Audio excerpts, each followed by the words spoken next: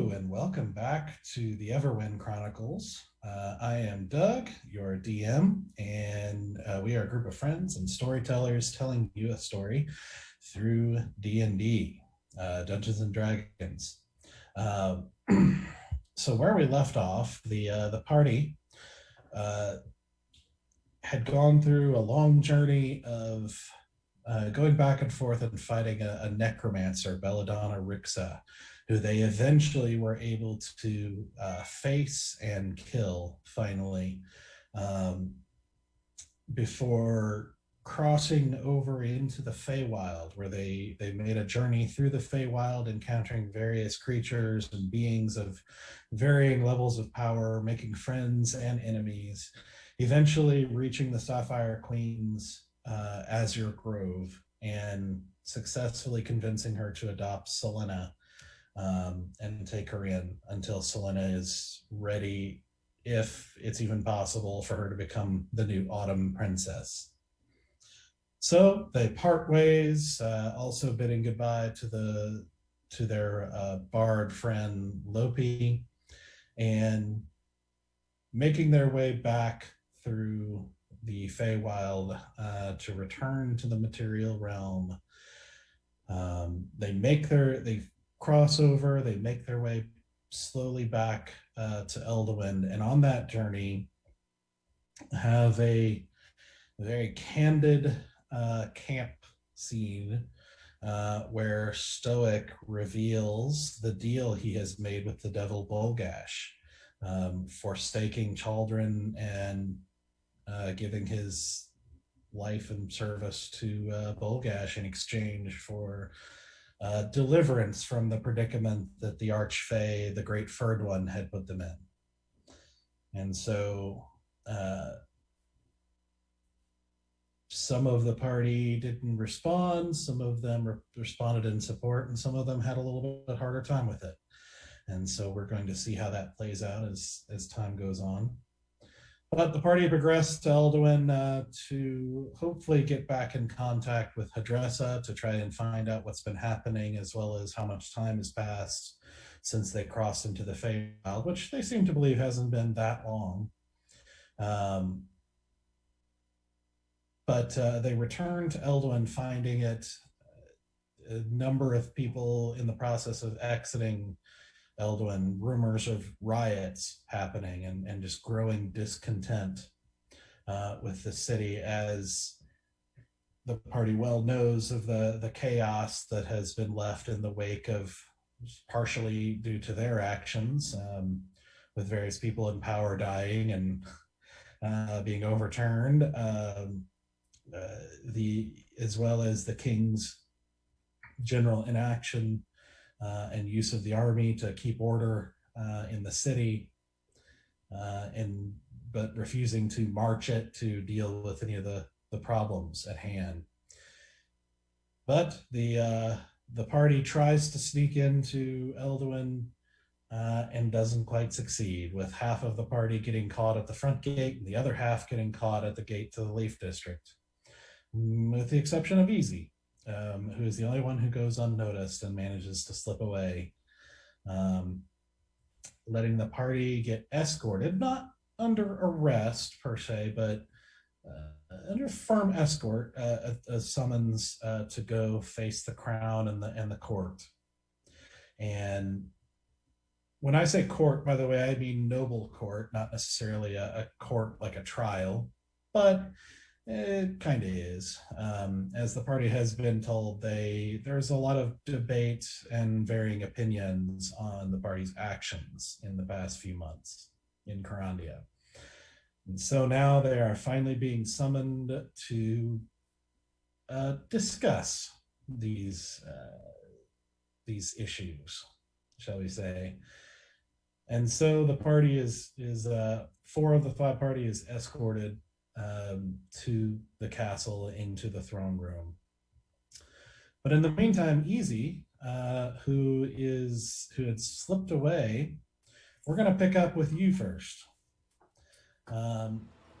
So as you watch the party get escorted into the Leaf District on their way to the castle, what would you like to do? Well, let's see here. So was I able to witness them not get put in shackles at least? And Yes. not okay. All right. So I know they're not forcefully taken away.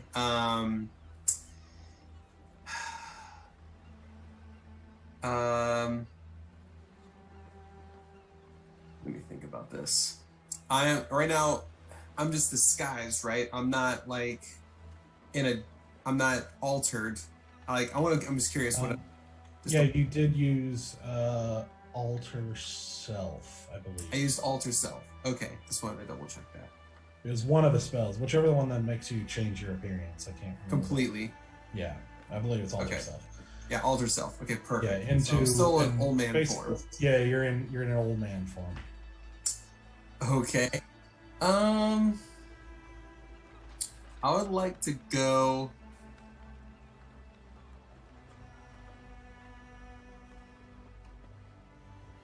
I'd like to go and actually get a little bit. Is there a place is there like a? Is it pretty busy where I am right now? Is there a lot of people walking through? Yes. So, as of where you kind of backed off, there was a crowd. It's kind of small crowd, but a crowd of people that were kind of gathered around the entrance to the Leaf District as part of a protest, you might say, against the people within.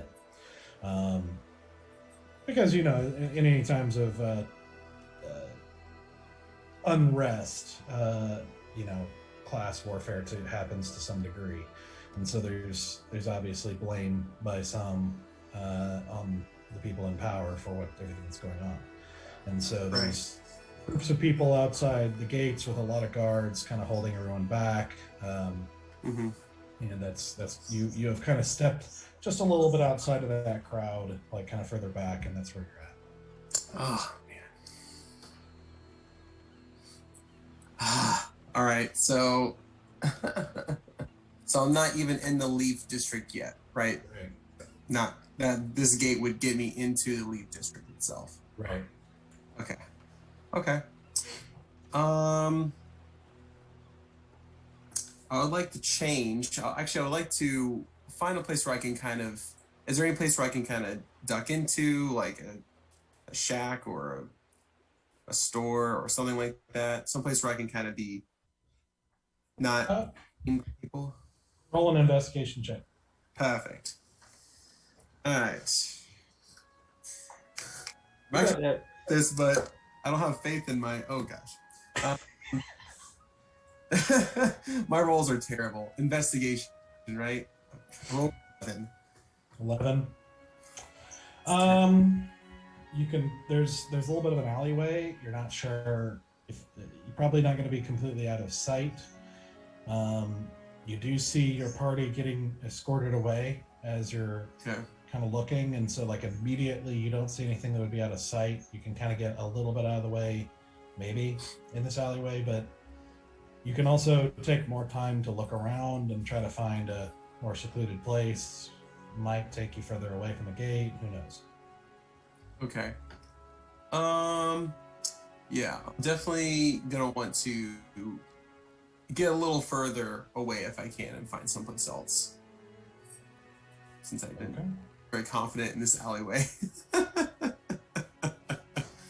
Okay, so that'll take some time. Roll another investigation check.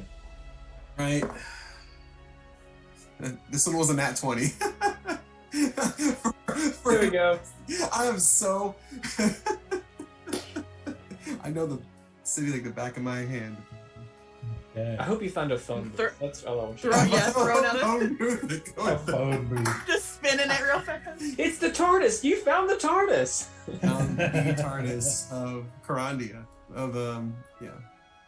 Yeah, so you walk a little ways away, and after about 5 minutes or so, you find a couple streets over, kind of away from the gate. You find an inn, like a smaller inn that looks like only a few rooms, that sort of thing. But you do find a very small stable, and you just happen to walk by as you see the stable boy leaving to go inside, and so you think you'll probably have a moment to duck in there out of sight if you want.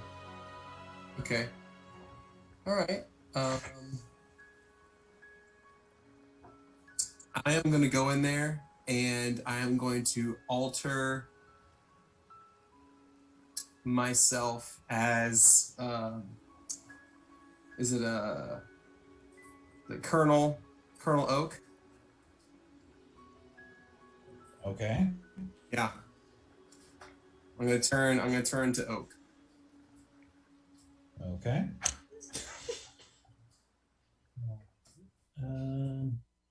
Alrighty. This is gonna be the greatest and worst thing that ever happened. What was Oak's accent again? I can't remember if he even had an accent, right? Vague British. Was it British? I thought it was just like gruff, like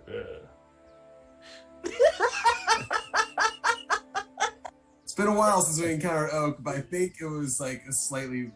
I'm so ready for it. I'm ready for this. Yep. I'm ready for this disguise. Well, I'll say it sounds like Oak because I could change my voice. I can't. I physically. Chris can't remember, but Easy would. Woody. Maybe I don't know.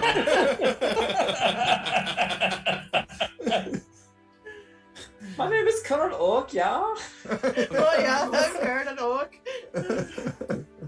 Okay. So you take a moment and, to the best of your memory, try to imitate Colonel Oak's appearance and make that shift. And I'm going to walk swiftly back to the gate. All right. So you walk past and walk past the crowd, kind of wading into it to reach the front of the crowd, and you get a few kind of looks and jabs and comments at you and everything about you're just gonna stay in the city and you're not out there bleeding for us, and just different bitter, distasteful comments toward you. As you approach, you approach and reach the guards at the front who are kind of holding the crowd back. Mm-hmm. What do you say? I need to step through.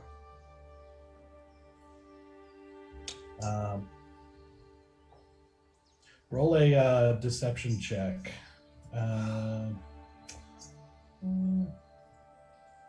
With advantage? Yeah.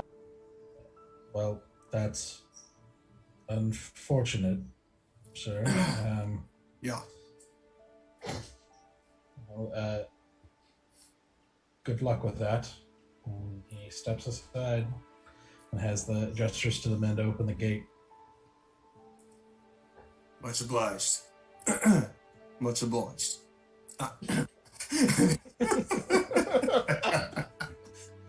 Okay. So you cross in as they close the gate behind you. What do you want to do now?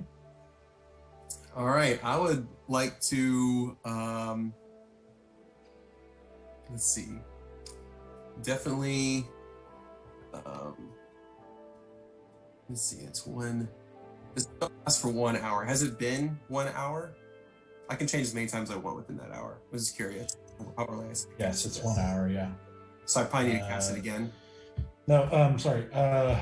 From the time you traveled, it's probably only been about, we'll say 20 minutes or so. Okay, all right. Good. I just wanted to make sure I don't just walk around and poof back into easy in the middle of. Well, I guess with the time that you waited in line. Right, exactly. Some time with that, then making your way all the way up to the Leaf District. Probably be more like 40 minutes. So. Okay. All right. So you still got about 20 minutes left. All right. I'm gonna continue to do a brisk walk, and I am going to, and I would remember that Asura talked about rose bushes. Did she even mention the rose bushes or no? She didn't mention specifics on how to contact anybody. Just that she's Right. going to try to. She had a way to contact the dresser. Oh, so she never mentioned the rose bushes. Right. She tried in a note that got trampled and ignored.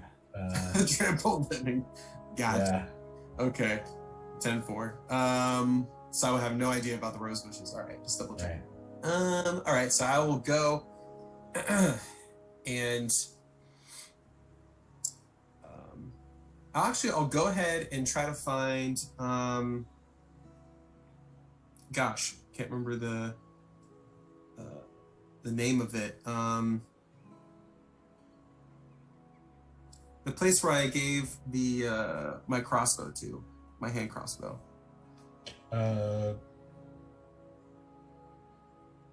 Is that impenetrable beauty? The like. It wasn't impenetrable regular? beauty.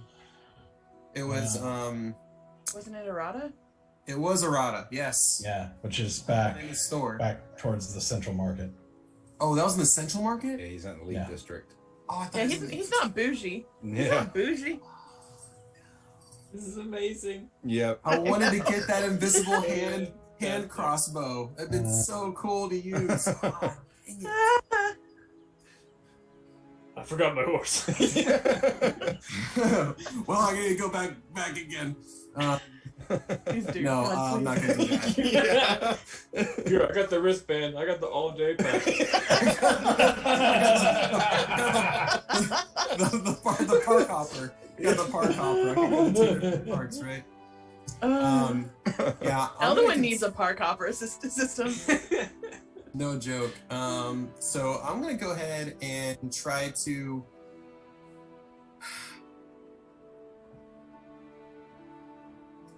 I'm gonna go ahead and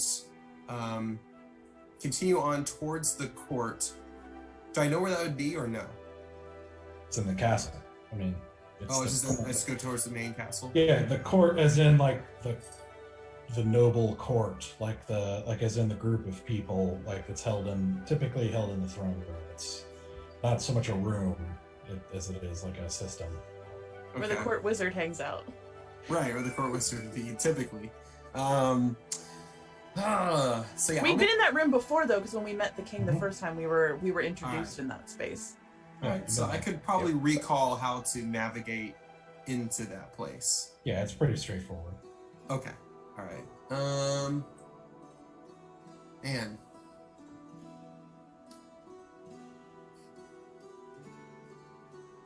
It's so fun to watch Easy on his own. Man, it is tough because I mean, The chaos that we all expected it to be.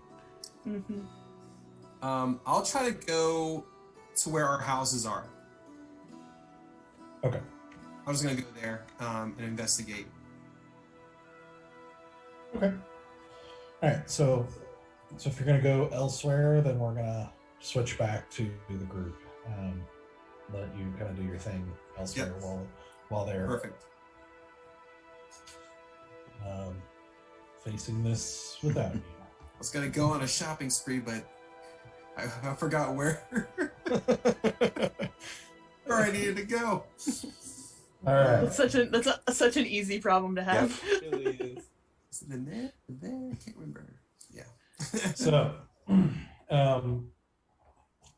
you see, as the rest of you are kind of merged into one group, as you're walking through the castle and making your way through, once again gathering, glances and stares from servants and soldiers and other people walking around the halls of the palace.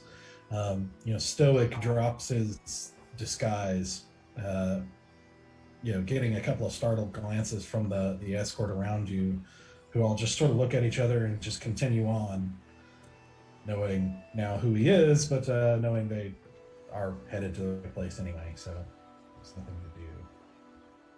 I'm just gonna look at him and be like, not a word.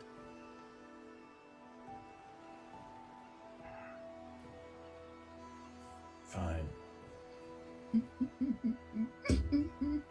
I would say I breathed a small sigh of relief at that fine. Just, oh my god. So you see you're brought before the the large doors entering into the throne room, and eventually the doors are pulled open with a creak as you're led inside. And as you walk into the throne room, to remind you, it's a great hall with enormously high ceilings and great banners representing different provinces hanging from the ceiling in front of immense stone columns. You'd guess probably around 100, maybe more, nobles of varying wealth and station are gathered. Far more than the crowd you saw before, probably due to the king summoning everyone, most of them to court for the crisis at hand. You're greeted by the distant mixed smell of perfumes and soaps used by the nobility, giving the room a sort of faint, odd tang. You've been here once before, but this time it somehow seems more ominous. It feels bigger, like the banner's more imposing, the sight of the throne more humbling. Maybe it's the larger number of powerful people all looking your way, any one of whom, under different circumstances, could arrest you or possibly even have you killed in the right situation. Or maybe it's the sheer amount of wealth present in the room, or maybe it's the tangible aura of seriousness that marks the atmosphere that wasn't present the first time you were here. But in any case, it's a very different feel as you walk in and all eyes turn toward you. As you see a servant, nicely dressed, one you saw before, who seemed to be the one who announced people and sort of announced pieces of business and things like that, comes up to you and sort of nods to the group and then says in a low voice to Asura, pardon, ma'am, how shall I introduce you? I just looked to Bear. This is my my fiance Lydia Breyer. Very good, sir. And he turns and says, as you look up, and he looks up to the king, who's standing in front of the throne, and he says, "Now called to the floor by summons of the crown, defenders of the realm, Valen Wren of the Order of the Emerald Dragon, Stoic Songsteel, Cleric of the Order of Children, Bear with Me, Paladin of the Silver Flame, and Lydia Breyer, his companion." I punch Stoic in the side so fast, like, don't you fucking say a word. But inside I'm like, motherfuckers keep calling me a companion. Collectively known as the Folly of the Dark Dragon. Valen, real quick, are you in disguise? What are you? I mean, my hood would be I'd have my hood down, and I mean, I think I still have a tunic on, but otherwise, you can tell it's me. You're not pretending anymore. You're like full on Valen. No, they figured me out. Gotcha. Mm-hmm. Okay. You look up to see King Gethrin, his middle-aged face and, like a dirty blonde beard, accented now by dark circles under his eyes, gray hair around the temples, just under the rim of his crown, as he looks down at you and he says, "Defenders of the realm, you've been brought at my request to answer a number of questions, reports, and rumors surrounding your activities here. It is not a secret that your actions have increased the instability of our kingdom in these chaotic times.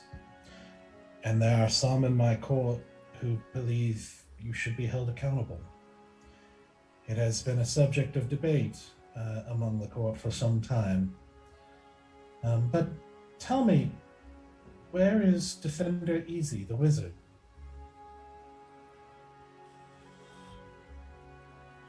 I mean, wizards. They kind of, and also Easy. He kind of does his own thing sometimes. I see. Well, we shall. We need to speak with him as well. We can pass on any information to him. I hope so, and I hope that he is brought here quickly.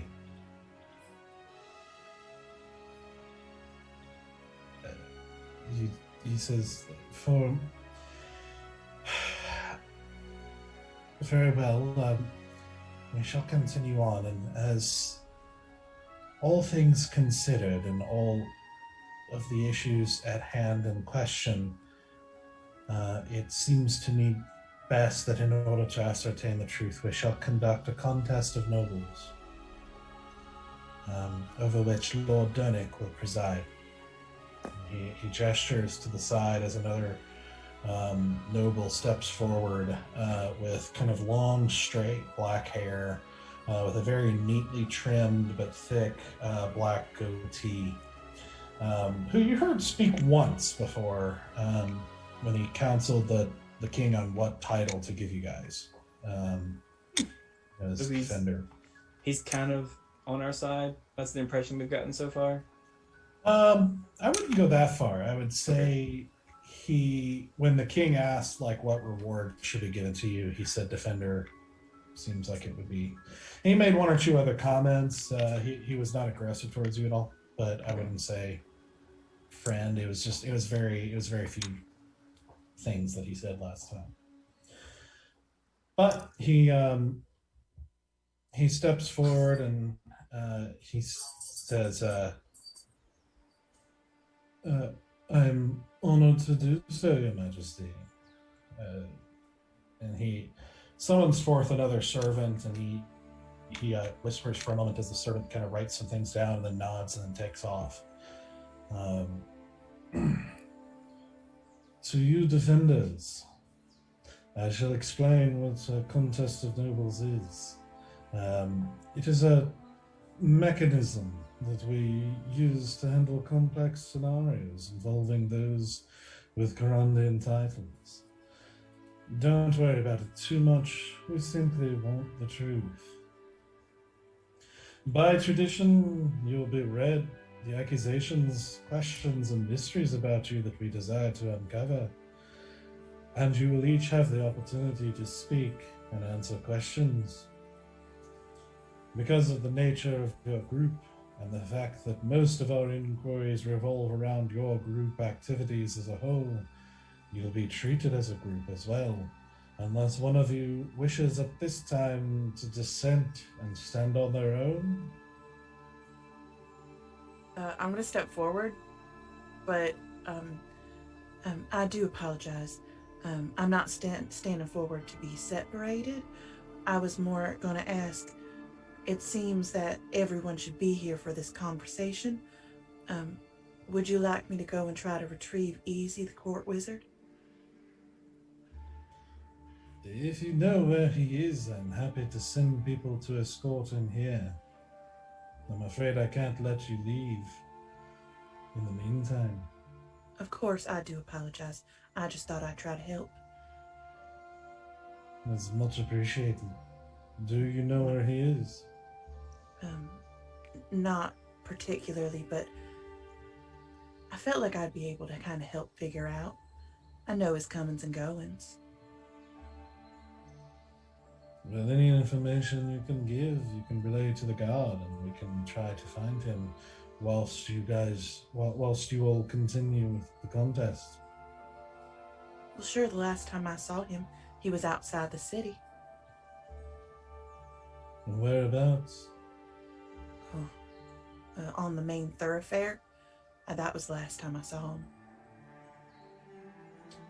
Dernick turns and and one of the guards nearby nods and turns to give some more orders to other guards who exit the room.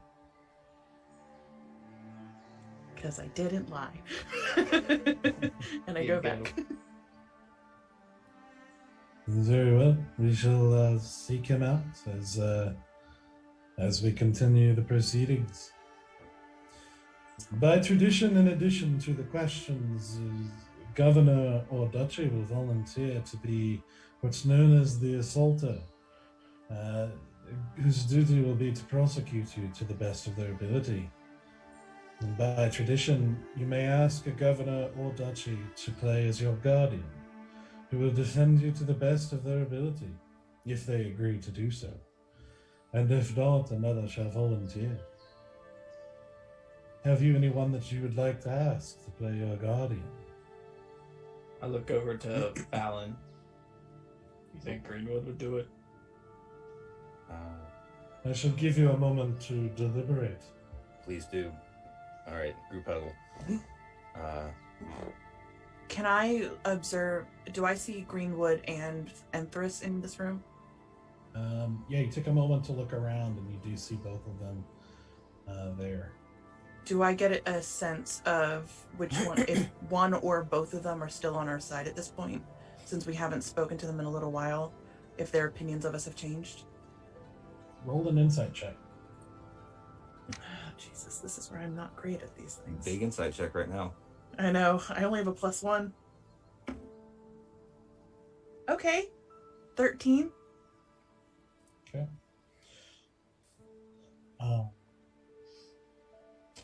You see Lady Enthris is sort of, she's paying attention to the proceedings, but she's also whispering to the people around her and being the social butterfly that she is, even in this moment, especially as there's a moment as people are whispering softly while they're waiting for you to make a call. You see her sort of just talking and everything like that, and it's hard to tell with her. She doesn't seem angry towards you or anything like that, but she's only paying half attention at this very moment. Greenwood, you turn and watch him for a moment as he, somebody tries to talk to him and he says something briefly, but he remains passive and stoic. As you have normally seen him before, even when he made his case before the throne for you guys, he's just very self-controlled, and so it's probably hard in a different way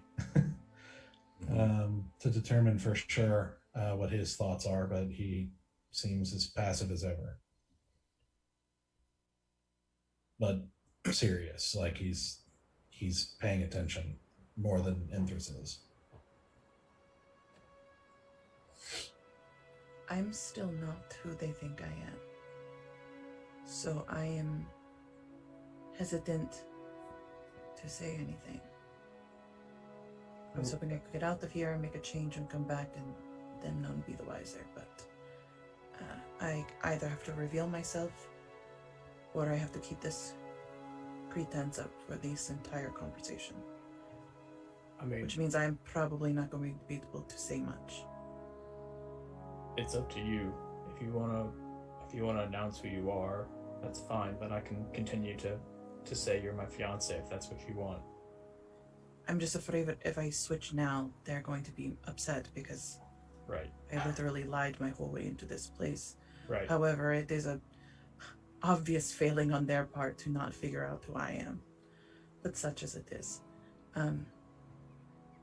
Greenwood has been with us longer, has been by our side through a lot of things, has been incredibly generous with his finances as well as his home. Yes. However, Enthris has sway. The king. Mm-hmm. She is very good at getting what she wants, when she wants, how she wants it. However, if we become an impediment to that, she's also very charismatic, and we will quickly be at her mercy. Mm-hmm. I think Greenwood is a bit more stable. However, he is, I'm sure, respected, but I don't think he has the same sway. Well, hopefully, when the truth of the situation comes out, we won't have to sway anybody, and Greenwood can attest to our character.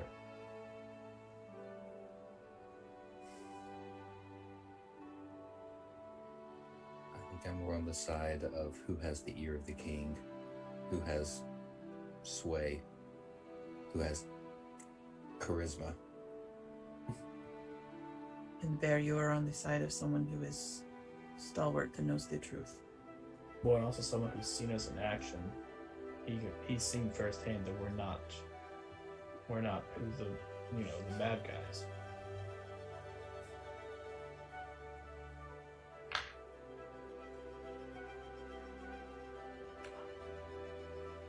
I hate to ask Stoic because I can't actually ask him which way he sways on this.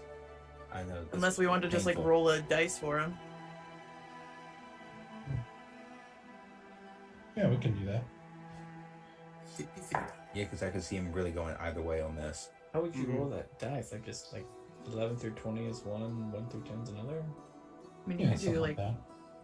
1 and 2 is Or 1, do 3 and 4 is or do the 4-sided dice in 1, 2, and 3, and 4. Yeah. He says,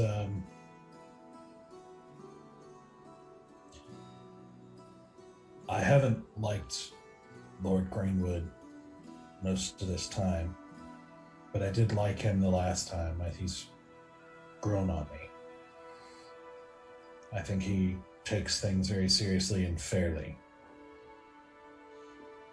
But if you want to go with Empress, I am okay with that too. I think she's obviously got her ways. You can't ask easy because he's easy. Yep. And at least for now, I'm at the least risk of whatever happens in this conversation. Sorry, say that again. You're what? I'm at the least risk for the outcome of this conversation at the moment. Right. So long as they do not discover who I really am.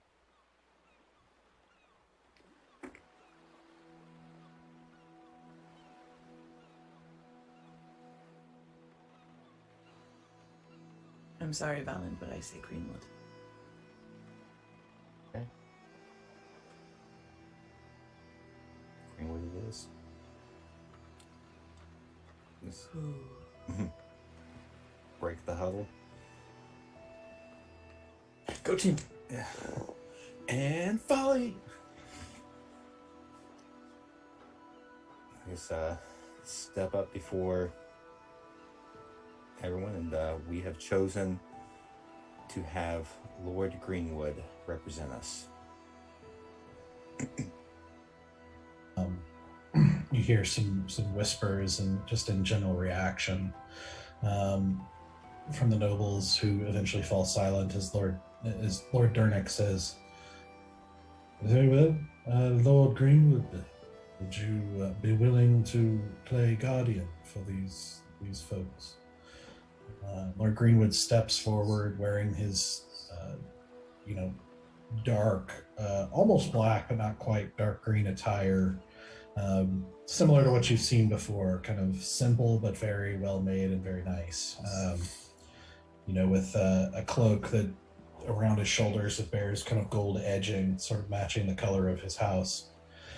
As he steps forward and with a bow of his head says, "I would be honored to do so." If it pleases the court, do you mind if we talk to Greenwood just to get our bearings straight? Because I'm a little lost here.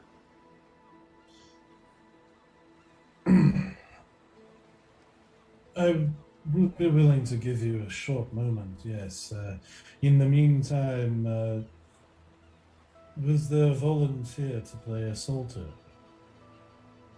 There's a moment's pause until another noble who's kind of got shorter, kind of straight blondish hair, and a little bit of a thicker goatee, almost a beard, but like not quite. And he steps forward and says, "I will play the assaulter."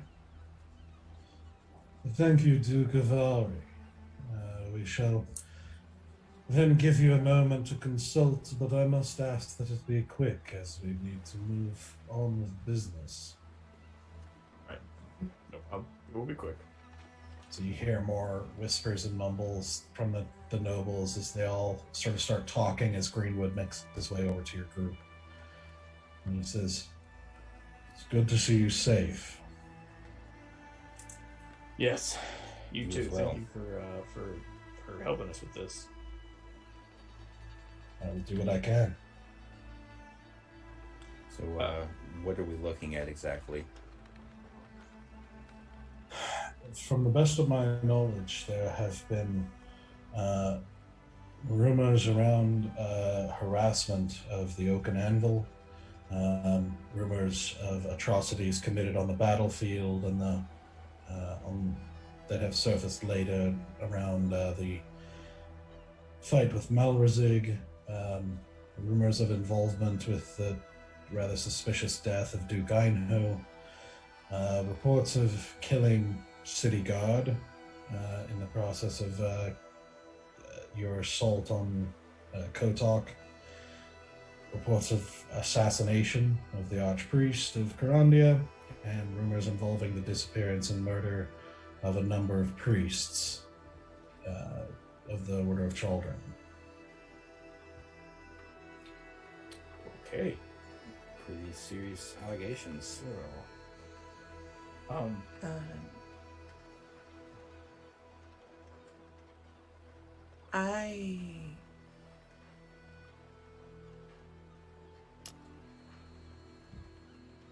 I'm sure you know who I am. It does not surprise me. Am I causing more harm or good right now?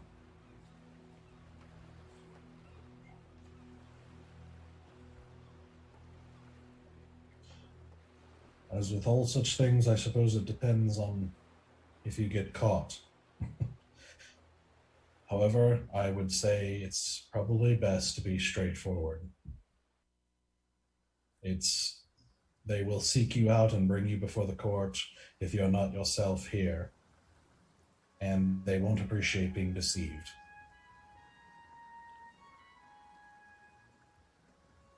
I'm at a bit of a crossroads with this king. I do not wish to start a revolution, but it was not that hard to get into this castle disguised the way I am. More so, I do not blame the citizens for being angry.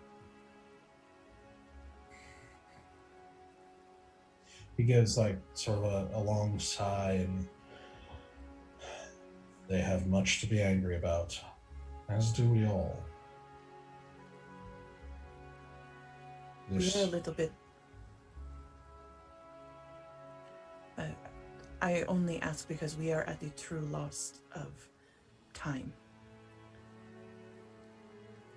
We just got back, and we don't know how long we have been gone. What do you mean? We were not on this plane of existence for a little while.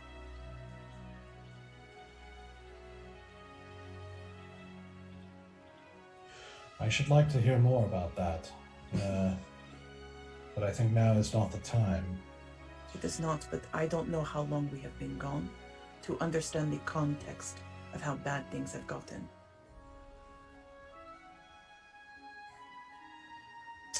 From what I understand, you left for Lesser on a bounty some 2 weeks ago, give or take. I'm not exactly sure on the count of days.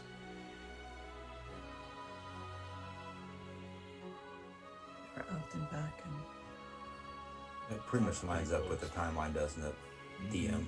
That pretty much lines up what we kind of would expect. Yeah, more or less. Basically, given that information, you basically feel like almost no time has passed at all Yeah. in the Feywild.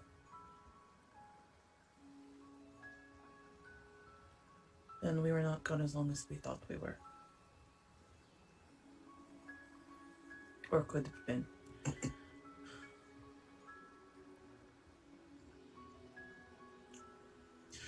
Well, there will be a time for a discussion of that later. In the meantime, each of these charges will be brought to you individually, and I will have a chance to speak as well as you. You can all speak, or you can have a representative speak, and it can be different for each question. Um, and that we will do the best we can. But you would suggest telling the truth completely?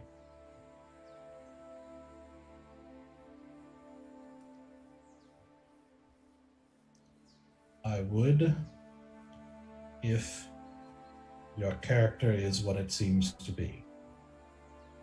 Okay.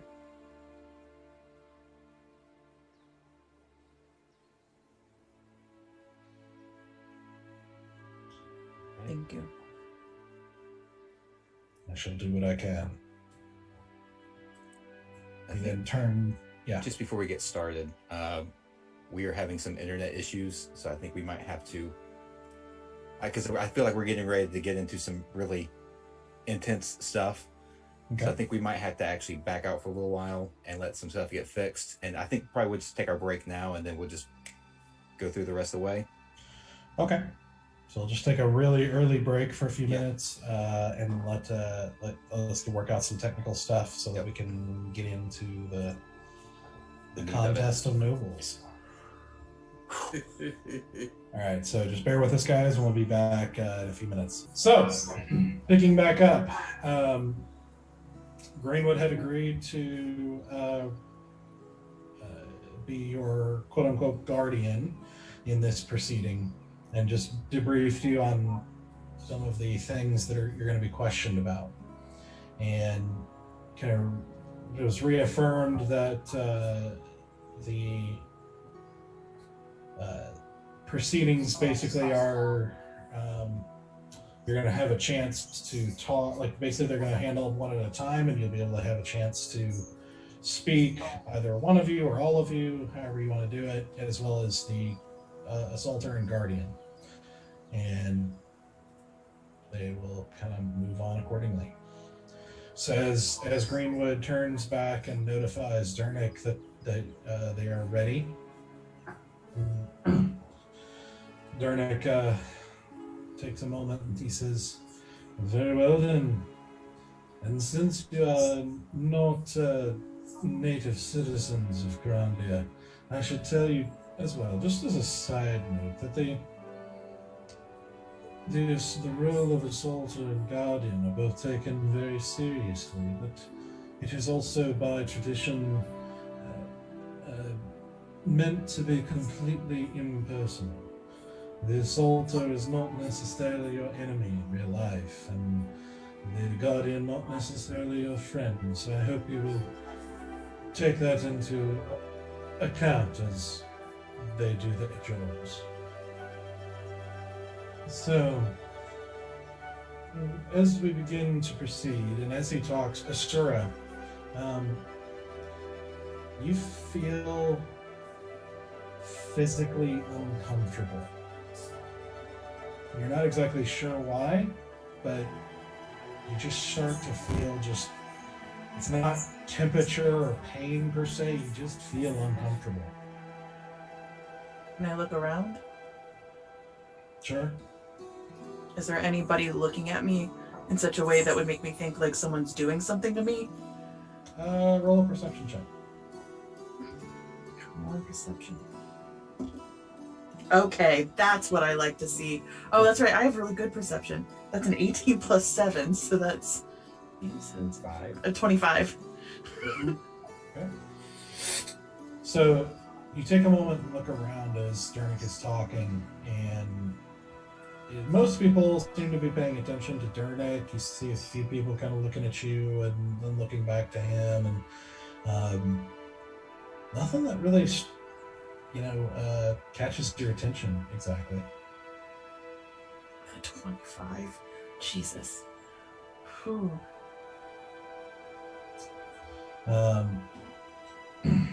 And about that time, Lord Dernick says, "Very well, I will hand over the proceedings, hand over the first charge, first issue To you, Duke of Ari. Duke of Ari nods and steps forward, and the first issue on the docket is rumors of harassment of the owners and establishment of the known as the Oaken Anvil. This is a woodworker and blacksmith who are well known as the suppliers of the city guard and a good portion, a significant portion of the army's arms and wares. Obviously a prized and valuable asset to the city and our protectors. Yet there have been rumors of harassment and even perhaps law-breaking, up to and including the rumors of burglary related to your party. To these to these rumors, what say you? I'm gonna step forward. And I'm gonna take off my hood.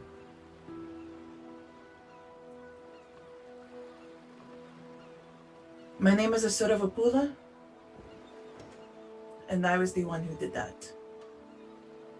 I broke into the Oaken Anvil under the cloak of night to steal a bow.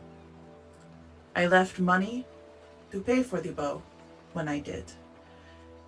It was not meant to be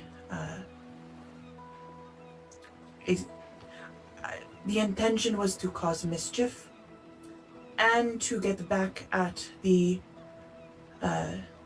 woodcarver, Idrith, for comments that he made that I found offensive at the time. It was rash and impulsive. I did apologize and have since found an amicable resolution with him.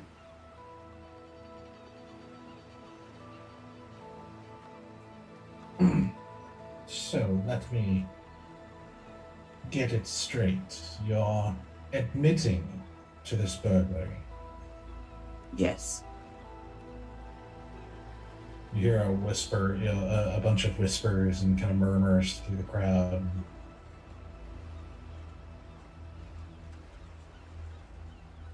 And so you freely admit to desiring to cause mischief and breaking the law to burglarize a valuable and respectable business. Yes. And Lord Greenwood steps forward and he says,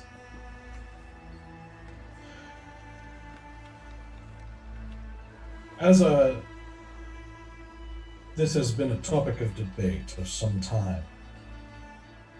It is quite obvious that burglary and such things are quite frowned upon. I would remind the court and the crown that of two things. One is the recent refusal to make a statement from the owners of the Oaken Anvil themselves, and thus we have while we have no defense from them, we also have no accusations. And it is, after all, their business to defend, and if they make no accusation and bring no charges, perhaps it should be dropped at that. If she has indeed come to an amicable arrangement, whether forgiveness or making up for it, then perhaps it should be left to that sort of business. If No, go ahead. you wish to speak. Yeah, I step forward and go. And while we're on the, subject of this, I do believe Asura has already been punished by the guards. I look at a few of them kind of intimidatingly, in a rather unfair manner, if I remember correctly. But either way, you have already punished her for it. She has already made a deal with Oaken Anvil. So this issue is dropped as far as I'm concerned. You've already done your justice. While it was backyard, revenge justice, not what you should be doing as city guard. Fair. Mm. Mm. Thank you. Mm. Mm.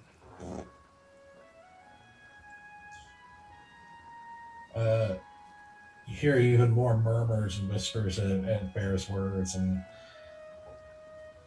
what Greenwood says,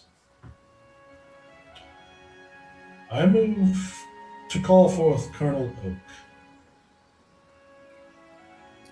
And you see Colonel Oak steps forward in I full, wish this was the easy Colonel Oak. we see the real Colonel Oak man. step forward in kind of full, very nice, very polished, like a dress armor, if you will. You obviously polished up for the attendance at court as he steps forward, and as Lord Greenwood says, and is this true? Is there any truth to these statements or to the accusations brought? Have you knowledge of these things? And Colonel Oak. I dare you to lie, Colonel. I dare you to lie. Mhm. I dare you. I dare you. God, I wish Stoic was here. Yeah. He would defend my honor. Colonel Oak turns and he looks over you guys with like this kind of sharp look, like not very friendly, and his gaze lingers on Stoic a little bit longer than the others. I glare at Stoic to keep his mouth fucking shut.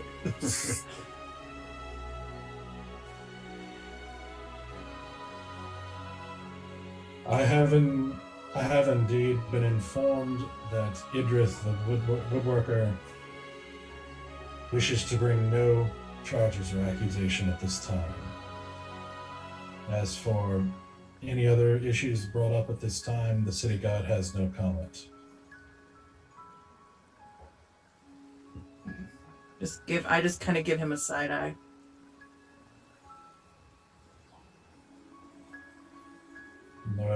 Lord Greenwood looks to the assaulter, who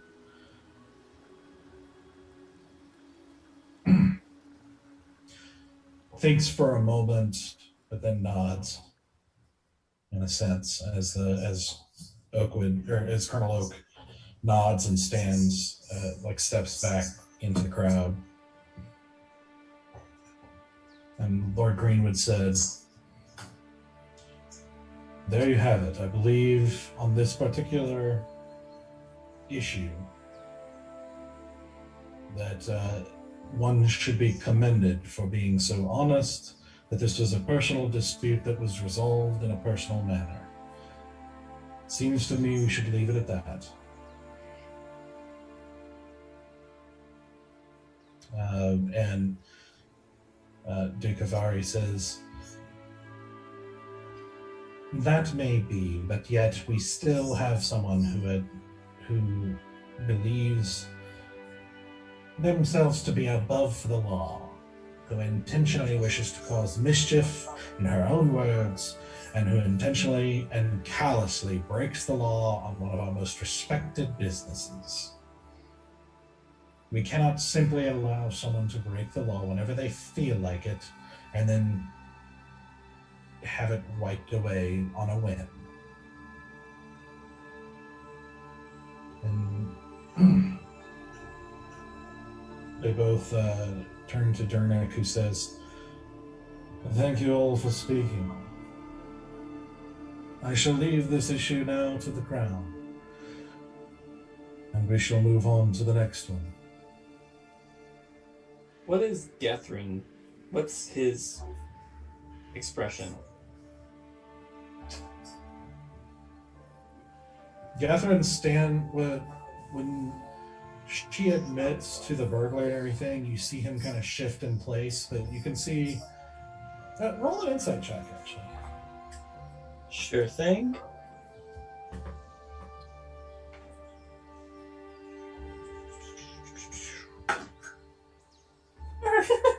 Okay, it's not as bad, but it's a 3.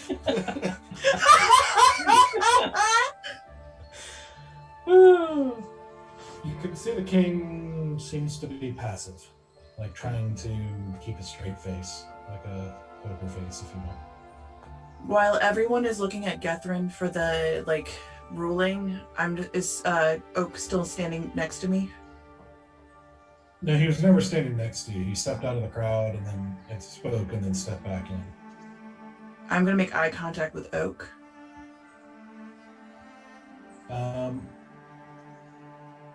Oak does glance your way, but he's mainly watching the proceedings. I'm just gonna quickly flash my eyes and then put them back.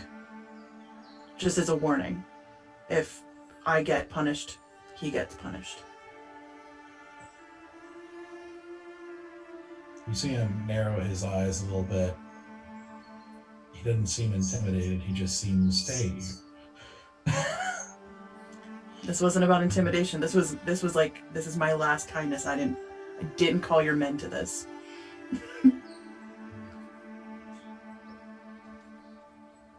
So they turn back as Dernick announces moving. Apparently, that's basically the way, like handing it to the crown basically says we're done with this issue, moving on to the next one. Apparently the king is the one who makes the judgment after these proceedings. Step back. Alright, Zukovar, you may continue. For the second issue at hand, there have been pervasive rumors among the soldiers in the guard of distasteful atrocities committed on the field. That the party mutilated bodies in a particularly unsightly and in poor taste way. Conduct not befitting of a defender of Karandia whilst on the way and whilst on the mission to fight the dragon Malrazig.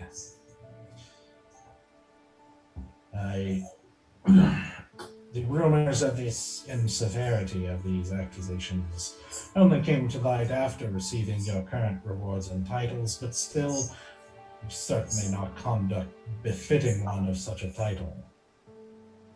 What say you to these charges?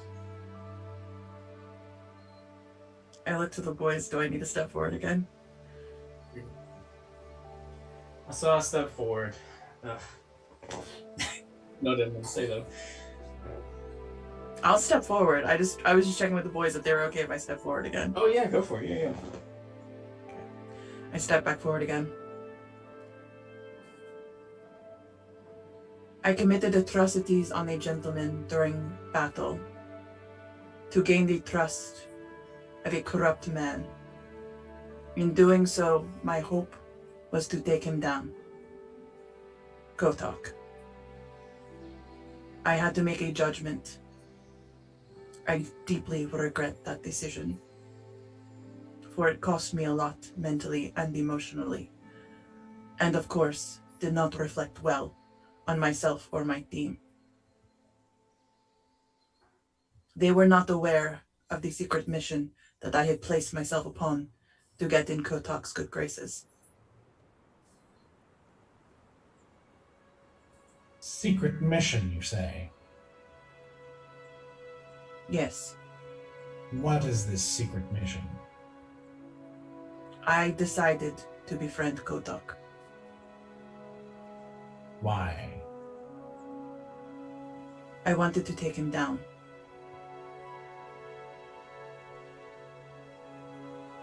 Why? He was connected with Archpriest, what's his name? The one we are accused of. Ranmon. Oh, we'll get to him. But you arrive in Karandia as a traveler and do a few missions, a few bounties and such, and then decide you want to try and take down one of the most powerful criminal lords in our city. What makes someone want to do that out of the blue? It is in my nature. Your nature is to murder and commit these atrocities?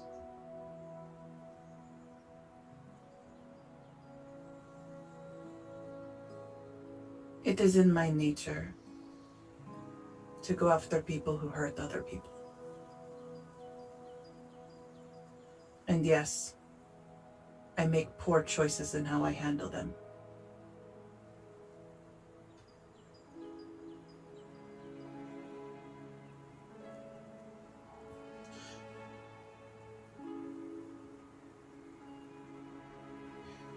I ask, this mission to Kotar, to deal with this man, were you the only one involved in this?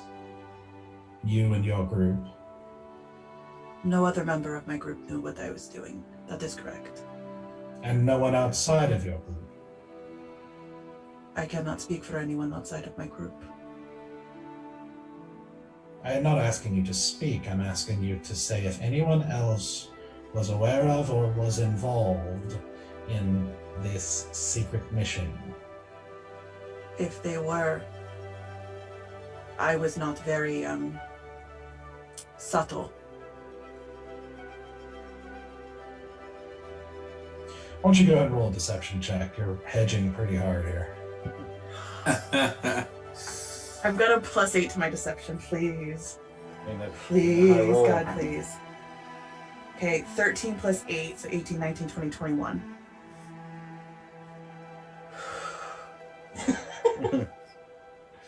Please, please, please, please, please, please, please.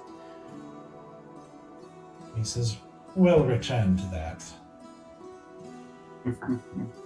But in the meantime, once again, this young lady admits brazenly and callously of conduct befitting of a thug, the cheapest of sellswords, not the conduct befitting a defender of Karandia. And I ask the court, is this really who we want representing our great nation? Is this the kind of conduct we should just dismiss out of hand? I leave it to you to judge.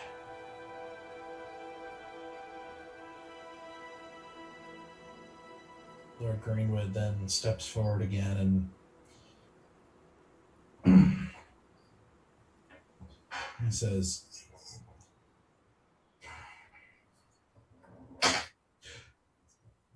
first of all, some of you in this court have held a sword. And for those of you who have actually been to battle, you know there have, in reality, there's very little difference between acceptable and not acceptable when it comes to bloodshed. At the end of the day, mutilation and murder happens. Well, not murder, but killing happens and must happen for us to defend this nation and maintain our borders and our strength. And so to hold these people, should I say to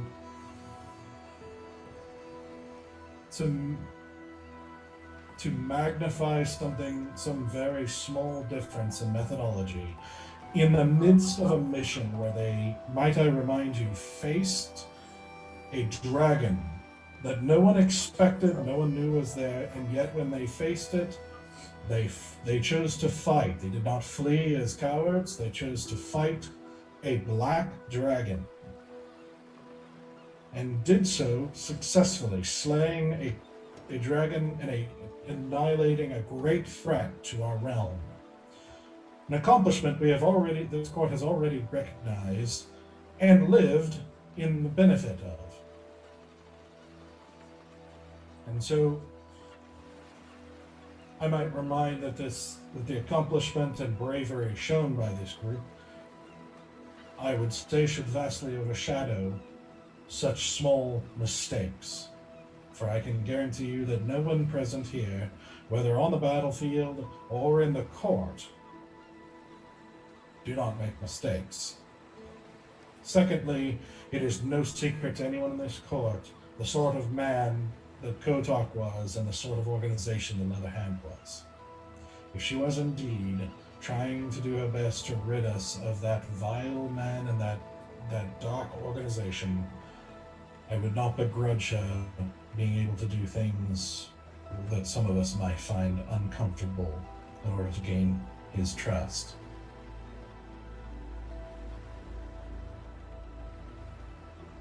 And so I say to you, these are the acts of heroes willing to do what it takes, not the acts of thugs. Else we would not see them, the conduct they did, bestow upon us.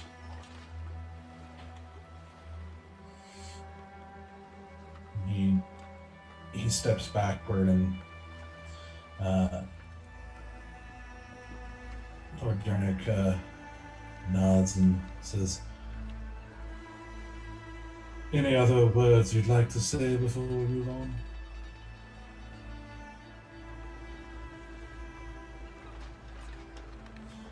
Very well. Then I leave this issue to the Crown as well, as we move on to the next one. Avari continues and says, "The next one involves rumors of involvement with the recent and suspicious death of Duke Einho. After this group allegedly took a bounty for goblins, but instead proceeded to murder the town leader and a number of other villagers in the town of Lesser. Not a week later, Duke Einho himself mysteriously dies on the road.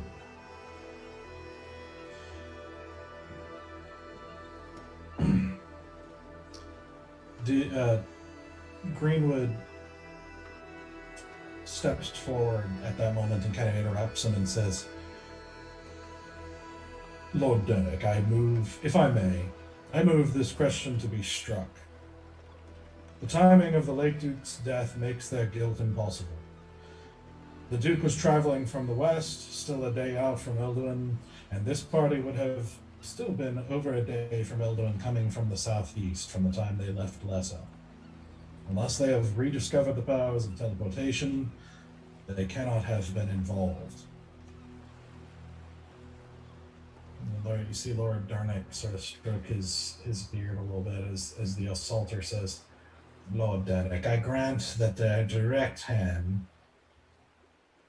I will assent that direct involvement seems at the moment impossible.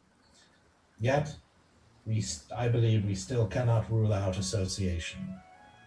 It is yet possible that they conspired with another to bring down Duke Einho and his town leader. Perhaps even related to the other people of power they've summarily dispatched. Some charges we will get to, and some, like the previous one, could still possibly be. And so I request permission to continue my line of questioning around association." Lord Dernick thinks for a moment, and then he says, "Very well. The question of their direct guilt is so struck. You may continue with questions of association." So Avari turns back to you guys and he says, "You recently traveled to Lessa. That is correct, yes?" Mm-hmm.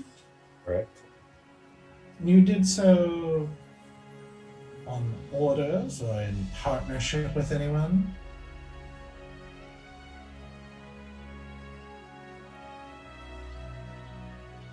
Oh, yeah. believe Lady Interest sent us out there. Just stare at Bear, and I'm just like, you dumbass. What? She did. Is that true?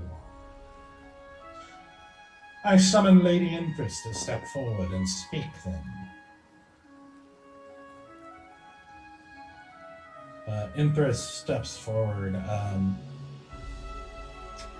wearing another very long, form-fitting dress, very sleek and well-made, with a sort of purplish wine color. Still looking as elegant and perfect as she always does. She steps forward with that sort of confident sway as she steps forward and nods to the assaulter and Lord Durnick. Of course, I'm happy to answer any questions the court may have. Navari says, is it true that you ordered them to depart to Lesser? And Interest says, I don't recall giving any such orders. It is not in my nature to commandeer other people, other nobles like that, but we do know each other, and it is possible that I mentioned the bounty the Duke I have had in my province, and I admit it is certainly beneficial to me and Valgard. If the goblins are taken care of, they are disruptive to my operations in the south. And Navari says, then stay for the moment. And he turns back to the party and says, so you went in pursuit of a bounty on goblins. Tell me, how many goblins did you slay? None. You hear another wave of whispers from the audience. So, you you go for a bounty on goblins, and yet, despite having such great success in killing one of the most powerful criminal underlords in our city and slaying a dragon as well as other creatures and monstrosities, yet you fail in killing some lowly goblins. I'll take this one. Jesus.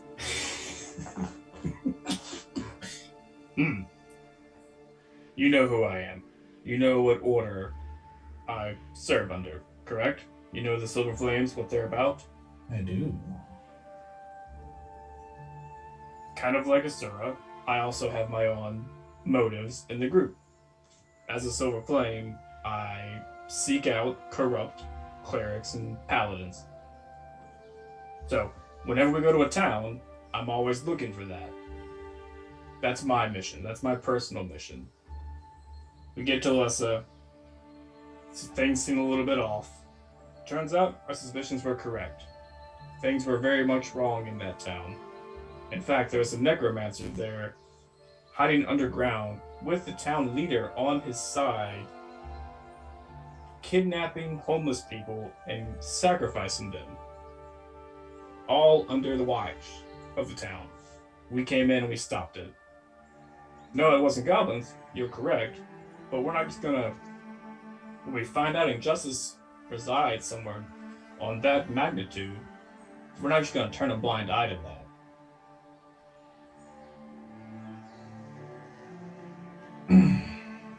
At the mention of a necromancer, there's another wave of kind of shocked, mumbles and words and everything until Durnick has to hold his hand up to calm everybody down again. Are you saying that you found and faced the necromancer that has been plaguing our nation? Well, yes, actually. He was just one of them. We killed his sister, gosh, what was that? 4 days ago? And you see all of them sort of like stand up straight again, and there's like a much louder wave of talking and exclamations and that sort of thing. When he says that, I take out the piece of paper that I had written and left on the cart in case anyone found it, and I say, I left this note right after we completed the task, in case anyone found the mass of dead bodies out there in the woods.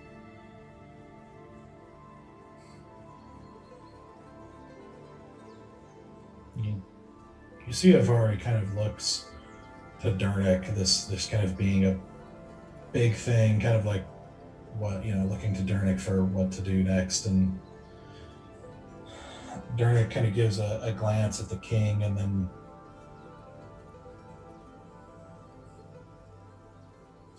that is quite some news.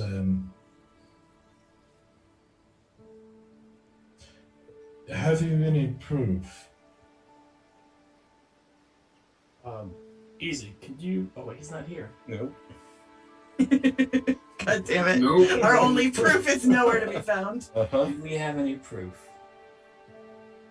I was gonna get him to get the masks out because he has the masks with him, I believe. Stoic does have the masks. I thought he gave him the easy. I think I might have. You give him the easy? I think he gave them to me actually. Oh no, you give him the Valen? Yeah, I do not have them. Oh, you Yeah. don't? Oh, okay. he gave Maybe. them to me. Oh, and actually, I wouldn't know that. You would know that, Valen. Actually, and I reach in my satchel and pull out the like the little, I guess, packet or whatever it is with the masks in it, and I actually hand them to Lord Greenwood and say these were in the possession of Belladonna after we felled her, and you can. And I give him Vander's map as well. We got this off her brother. This is proof of a much larger conspiracy. You just hear continuing talking now and exclamations and just kind of a soft uproar from all the nobles as you hand these to Greenwood, and you see Durnick and Avari step forward as Greenwood takes a few steps forward, and they kind of come together, and you see the king step down off off his platform and come look as well, and Imthris kind of sidles up slyly up to look at it as well. And Durnick has to hold off several other nobles who try to step in, and you watch as there's a whole lot of just genuine, talking and uproar as you kind of stand there uncomfortably watching this whole thing happen, and you see them just sort of talking and nodding. You can't hear anything they're saying, but they just, as they're evaluating. At one point, you see the king say something to Greenwood, and Greenwood, he gestures into the crowd, waving someone forward, and you see the familiar form of the kind of long, blonde-haired elf, Felduna, the wizardess that you had met before, kind of step forward, her head still sort of downcast, and her hands folded in front of her as she steps forward and steps up to Kotok's side and listens for a moment as they talk to her, and Greenwood then hands her the case of masks, and she takes them, she kind of nods for a moment, and she opens the case and looks in, examines it for a moment. Then she takes her hand and does a little bit of a gesture over the top of them, whispering something, and then she kind of looks a little uncomfortable, and then she takes one of the masks out and looks over it and notices that she holds it a little bit closer to her face, the size changes, expanding to match the size of her face as she sort of goes back and forth watching this happen. And she kind of gives a look to Greenwood and the king and everything, and then puts one of them on. No. You see her form shift as she shrinks a good 1.5 feet, like hunching forward as her hair turns gray and her form shifts into ragged robes, and her skin becomes old with a kind of a bulbous nose and kind of yellowed eyes, and just of a very old peasant woman. And you hear a gasp go throughout the whole crowd as this happens, and you see her look at her hands for a moment and then start looking alarmed as she kind of puts her hand up to her face and can't seem to get it off. Oh no.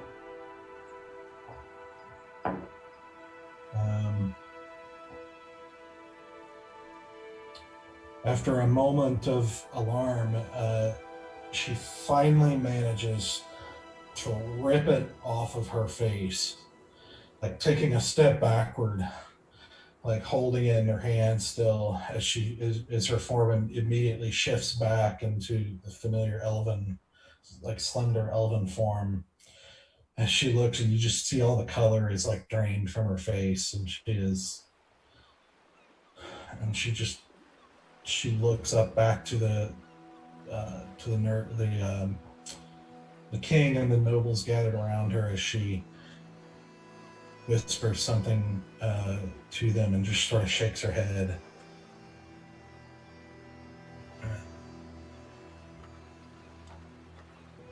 The king turns and steps back up and up near his throne again,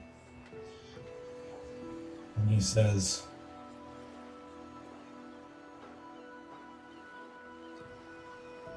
"It would seem that the map given by this group seems to be a plan from the enemy that matches the pathway that the zombie army was making towards Elduin, matching the atrocities in towns that were destroyed in recent weeks and months. We have also verified that these masks seem to have some sort of necromantic power in nature, of very disturbing nature.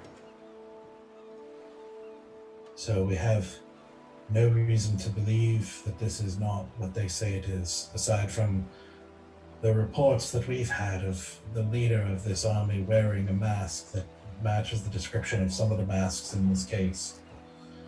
A plain white mask. And so if this is true, then we have much to rejoice about. It would seem that the necromancer that has been plaguing our nation is indeed dead." And you hear another kind of wave of talks and reactions kind of go through the audience, sounding a little happier, but still kind of like, well, what now? Like that. I'll I guess I'm already stepping forward. King Guthrin, I would caution your optimism. Upon slaying of Belladonna, we all shared a dream. Sam! Why do you keep... I'm telling the truth. Stop. I understand that, but who is in the room? The nobles in the court.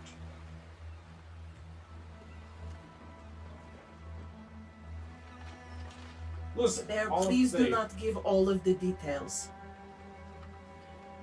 King Catherine, we have more information that deserves to be said in private, in council. I'm just saying the danger not over. That's all I was going to tell him. I'm not saying let's not celebrate. That's all I'm saying.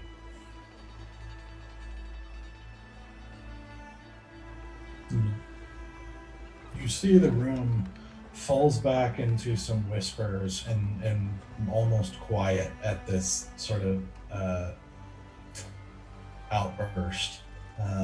As they're now listening to this closely, as Avari says, "So you are saying you do not trust the court?" I am saying there's over 100 people in this room. You The just saw what information these we- masks can do.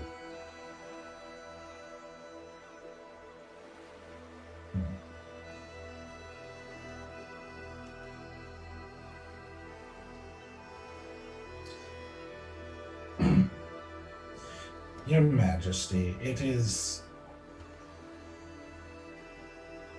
If this news is true, then it is indeed a day of great rejoicing. And if they are indeed responsible for dispatching of this threat, then by all means they are deserving of some reward and consideration. But I might remind you, as my duty, to regretfully remind you that these proceedings are not over. And it does seem like there are some pieces that they're not telling us.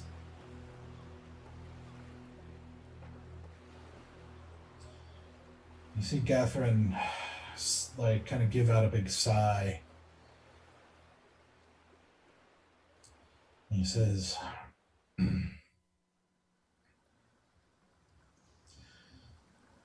"Very well. You may continue." Navari immediately turns to Bear and says, "Defender with me. Mm-hmm. You say you had a secret mission on this as well, to seek out this necromancer. Tell me, how did you come to the knowledge that they were operating within Lessa?" How did we figure that out? Well, We found the contact in the city. oh yeah. Yes. And then, so he told us things were kind of fishy. So we went and talked to the town leader and Captain Varesh. Things still seemed a bit off. Just rumors of the town. Everyone was a little on edge. People were going missing. Yes. Your activities in dispatching with the cult are not in question here. We have already heard the report from Captain Varesh and are satisfied. My question has to do with how you came to this knowledge to go to Lessa in the first place. I already told you that. No, you told me that you spoke with someone within Lessa. Mm-hmm. How did you know to go to Lessa in the first place? As Inthra said, we heard of a bounty for goblins. So we went. So you had no knowledge of this cult before you went to Lessa? No. Roll a deception check. I thought I was being truthful that time. No, because You are straight lying! You Yeah, are that was straight lying! that was a straight lie. Because I told everybody about it after we got out of Lady Damn it, Emphasis. Valen. Yeah. 100% there. Yep. 12. God damn it. She's gonna throw us under the bus. Yep.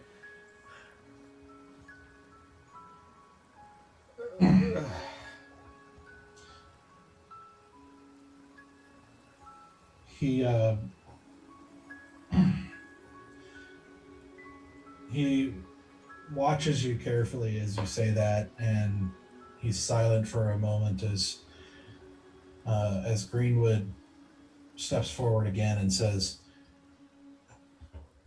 "I must again say, this is seemingly a far-fetched line of questioning. I understand that he is doing his duty as he should, and he's doing so faithfully. Yet we have already established that they have no direct guilt associated with the elimination of Duke Einho. We have known them to pursue bounties. That is not out of character, and we have also known what the Silver Flame is. And we have known that they... So dispatching of a cult when they come into knowledge of it does not seem out of character either. And it seems out of character for them to not do so, considering that they have a cleric and a paladin within their midst.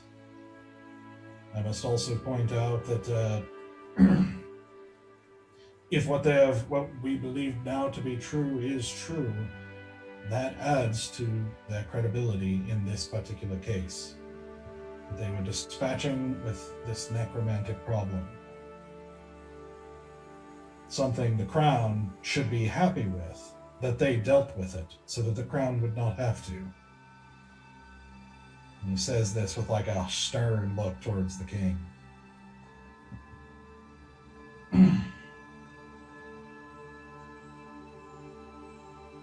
And Avari says, "Very well, I leave it to the Crown." And Durnick nods and says, "Well, to the Crown it is left then. To the next thing."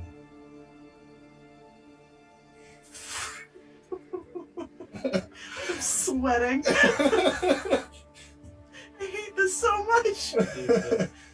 Don't hold me accountable for my actions. The Folly, this is your messed up life.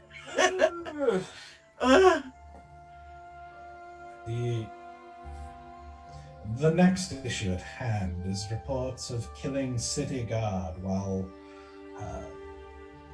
breaking and entering into Kotok's abode, where he was apparently hiding out. And while the elimination of this vile villain is not in question, there are rumors that you killed city guardsmen in the process. What say you? I step forward. I did. They were under the employee control of Kotok, and I regretfully felled one.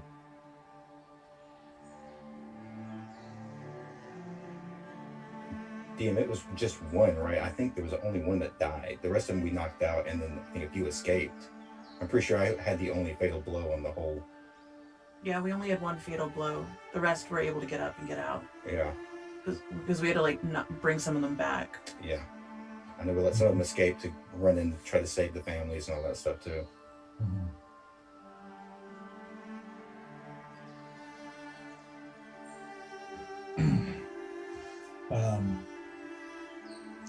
Lord Greenwood again steps forward and says, "I also would move to have this line of questioning struck as well. After questioning the surviving guards involved and the families of the guard who was found dead, all of the families, the truth came to light that Kotok had been holding the families hostage in exchange for the city guards working for him to help defend him. These are extremely extraneous circumstances that ought to be considered. And I would not bring any true blame against the city guard, but I would also not bring any true blame against this group for doing what they must. Once again, we all know how clever and vile and diabolical this man was. What we also know is that upon questioning the families, that each of the families who were held hostage were in the process of it freed by mysterious figures who killed these hostage takers, told the families that it was a gift from the Folly of the Dark Dragon before they disappeared. This should also be considered as well.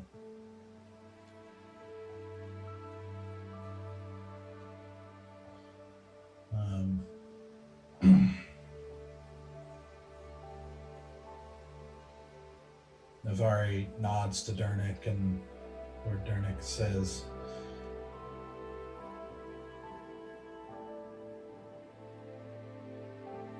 "Have you anything more to say to these statements?"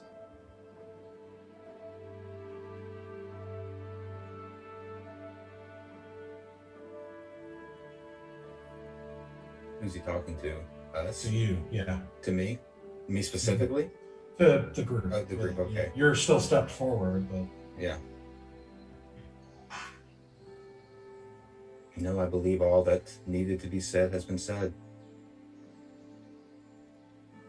I would like to add that we tried very hard not to kill the guards. We did make a mistake in killing one. It was the heat of battle. But we recognized the stress they were under, and so we tried to take them down non-fatally as best we could.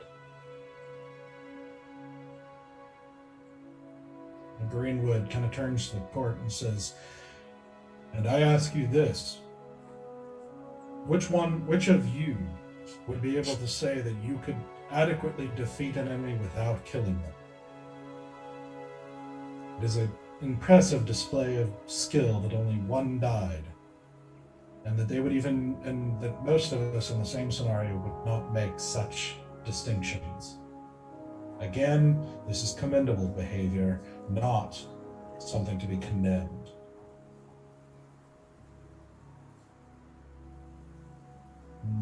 Dernick says, "I do not strike it, but I will leave it here for the crown. On to the next one." And so Avari continues. The next one is reports of the assassination of Archpriest Ranmon, Archpriest of Karandia for the Order of Chaldron.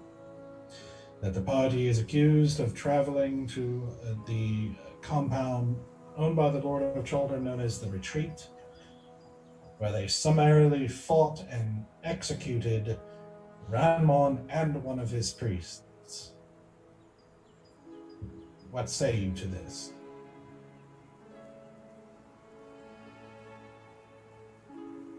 Again, you are correct. We did kill Ranmon and a priest, right? We killed a priest, right? We did. Okay. But we went there, found out that things were not right, and again, as a Silver Flame, he's a corrupt cleric. He had plans to release a virus, I believe, that would kill people in 3 days. Actually, Valen caught the virus. We had to bring him back. But yeah. I like pinch Bear. Bucky, would you stop that? I am talking. Please stop interrupting me. Anyway. That is quite the accusation of an archpriest who has served for many years without any indication of such amazing and extraordinary behavior. You're telling me that you would have us believe this archpriest that has served the city for many years just decided he wanted to kill everyone?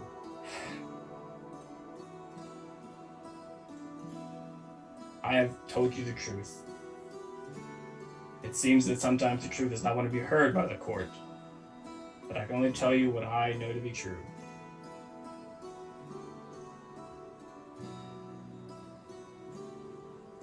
And so you would insult the court in the process of your defense? What truth have we not wanted to hear? All of this is to ascertain the truth.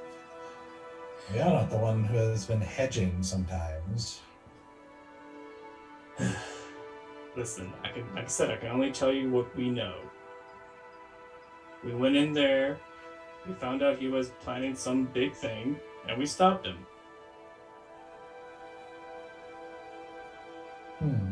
I understand that this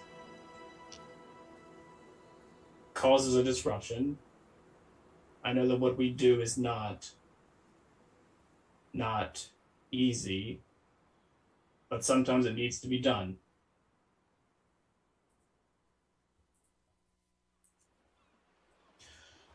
And tell me, for this extraordinary accusation against a upstanding member of our city, do you have any witnesses? Well, me and Stoic. Besides your group? I look over at Asura. I don't look at you. No. So only your group, the accused, have witness of these accusations, these accusations that seem to most of us as quite far-fetched, of one of the highest officers in the land. Is that correct?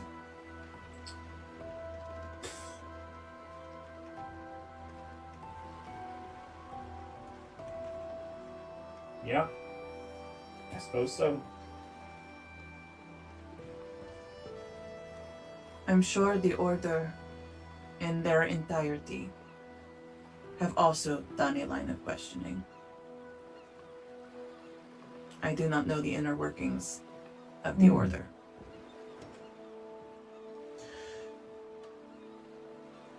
It is quite interesting that you say there are no witnesses, because we know there was at least one. Are you denying that the new Archpriest Octo was not present with you? Not denying. Well, was he? I believe he was in the room. Strange that you would not mention him, don't you think? What do you want to know? What we all want to know is the truth. I simply find it, I mention it because I find it strange that this man, this High Priest Octo, accompanies you and is the only witness with you to make extraordinary allegations against a respected member of the clergy, who you then summarily execute. And the only other witness to your actions then becomes the new archpriest, himself under suspicious circumstances that we will get to shortly. And then, yet you, at first, do not admit that he is even part of that much. Curious, isn't it? You hear a bunch of, murmurs throughout the crowd. Greenwood is the only one that has really stuck up for us. I don't like calling people's names. They're not going to defend us properly. But it is Greenwood's job to defend you as your guardian. Greenwood wasn't there. Why would I call him on this? He didn't see it. Then why do you mention him? I'm saying because he's the only one that defends us. I'm not going to call someone who may not defend us.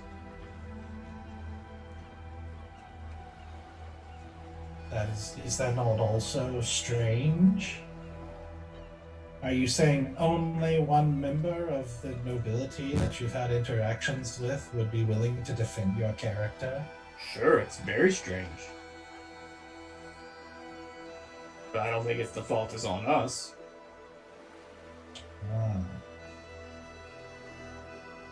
And so you go through a variety of very serious activities, and yet only one person is willing to defend you. Would that not make an argument against you, your character? Could not the problem actually be with you? That perhaps no one else is willing to defend you because the actions are not as defensible as you would have us believe? Sure. You can make that argument. Like I said, I can only tell you what I know. What I find interesting is that us, not Your lordships, even your king, have defended your people. I am not from this country. I have no allegiance to this ground or its lineage. But I will fight for your people because the honor of defender is around my neck. And I have died for your people.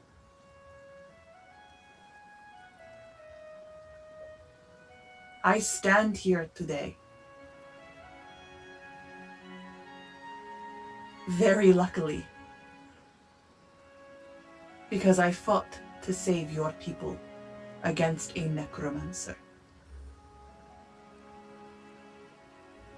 And when I looked upon the battlefield that day, I did not see your men, your guards, your army, your lords.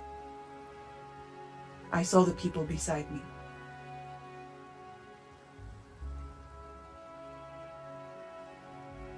Yes, conveniently, the members of your group, the accused, and the one person who was the beneficiary of your actions.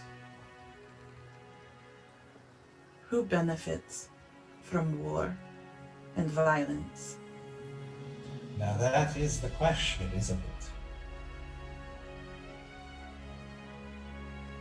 I stand here today, accused of many actions, some that, yes, I did do, and some that I did not.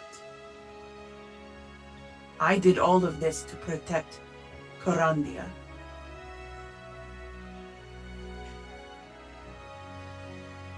So you do not deny to executing the archpriest Ranmon and his associate priest. As Bear already said, we did do this.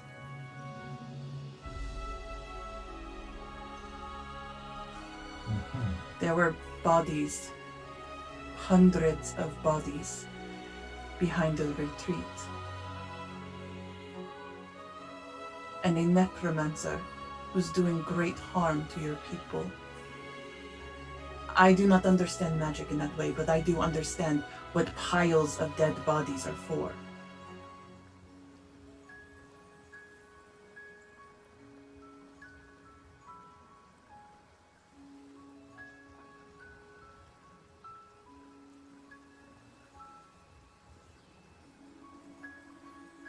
I do not believe that any of the good people in power here in this court today will appreciate being accused of doing nothing. And I imagine that there are quite a number of the men that we have all lost in this recent year and a half that would also not appreciate being accused of doing nothing.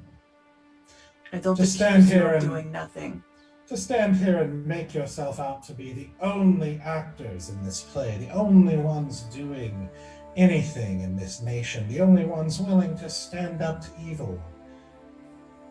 Well, in truth, it seems to me that there's very little between you and a mere vigilante taking it upon themselves, at best, to take it upon themselves to go assassinate someone holding a high office who has good repute and good standing with the nation, on accusations that you can neither prove nor provide evidence for, except for the word of one whose rise was suspicious in and of himself.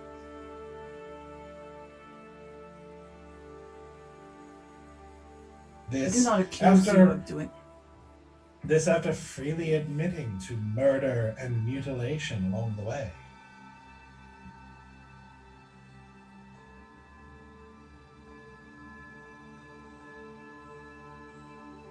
I do not condone my own actions.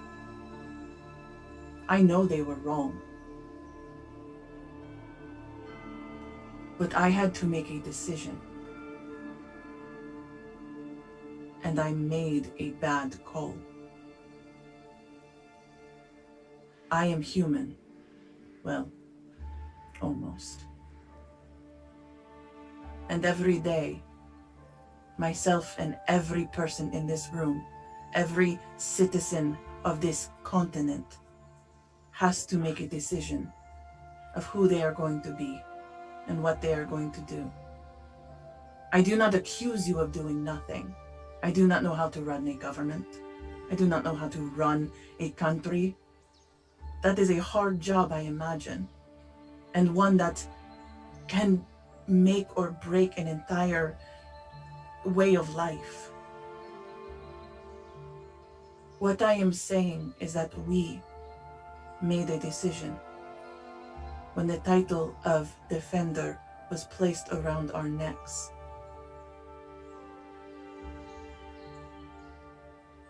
And we have made choices without discussing them, which would, yes, appear to be very vigilante in nature. And perhaps we went about these the wrong way.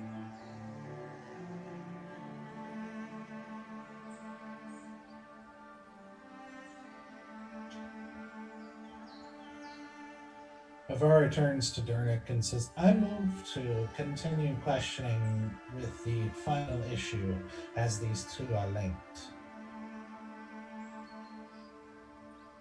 Are these two are late? Linked. Linked. Durnick nods, and Avari turns back to you and says, speaking of this new archpriest, you have been seen associating with him before, is this true? Yes. And would you consider yourself to be friends?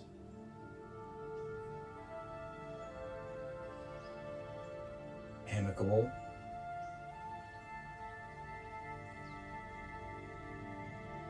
And how, he turns to one of the guards and he's like, are we fetching Archpriest Octo at the moment? Have we had any success in bringing him? And the guard says, we're working on it, sir. Very well. After the summary execution of Archpriest Ranmon, the Order then conducts business over a series of days within the retreat.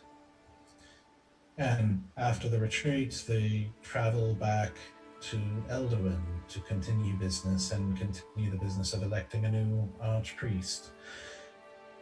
Over the course of those days and the days following their return to Elderwind, a number of priests, whom our sources say were all in opposition of Octo taking the new place of Archpriest, strangely decided to depart the country, and some of them strangely appearing dead of suspicious circumstances. And here you are, an associate of this man in the midst of the most critical moments of his rise, conveniently removing the one person keeping him from reaching the top of the Order here in Karandia. Do you not think that's strange?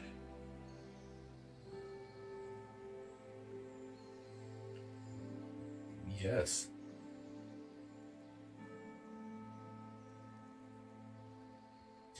Tell me, if I were to talk to one of these priests, if I were to track down and find one of these missing priests, do you think they would have anything to say about you? No.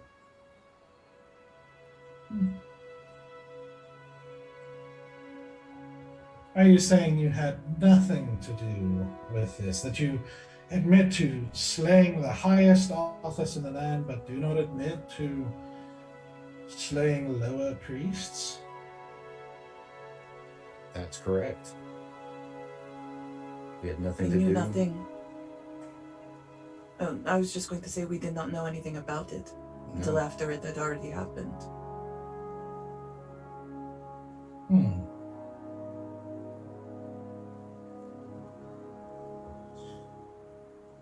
And so as he starts to talk again, there's a noise at the back as the doors behind you are opened, and you see a couple of guards escorting Octo into the room. And Octo looks at you guys over, and he gives you a solemn nod as he steps forward. And Lord Dernick says, Archpriest Doctor, thank you for coming. I'm glad you could join us. You are familiar with this group, yes? And Octo nods, and he says, the group known as the Folly of the Dark Dragon, answering a number of issues in a contest of nobles, and two of these issues have to do with you, and so we are in the midst of questioning them with Duke of Ari as assaulter and Lord Greenwood as guardian. Two of the issues at hand is the assassination of our former archpriest Ranmon and his associated priest, and also the disappearance of a number of priests, seemingly in opposition to your taking the seat of archpriest. Do you agree to speak with us? And Octo nods. And Avari says, very well, I'll give you a moment to speak if you wish. Octo says, I find it most disturbing that you all would be questioning this group after all that they've done for this nation. As for temple business, that is an eternal matter. It is not the prerogative of the Crown's court. The brothers in the temple shall handle the matter if I am found to be of doubtful character. And if they don't, there are other authorities present who would take care of it for them. He does with a sort of sidelong glance at Bear. Oh wait, I missed that part. I guess I look at Bear.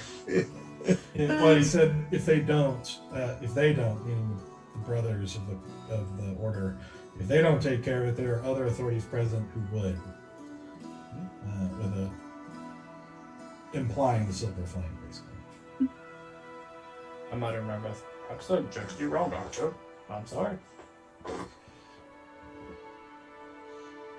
As for as he speaks, there's another noise of interruption as a woman steps forward wearing like a simple leather armor with a sleeveless tunic displaying decent muscles and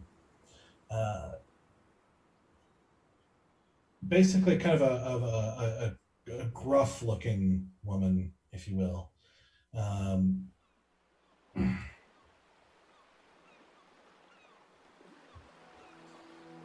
She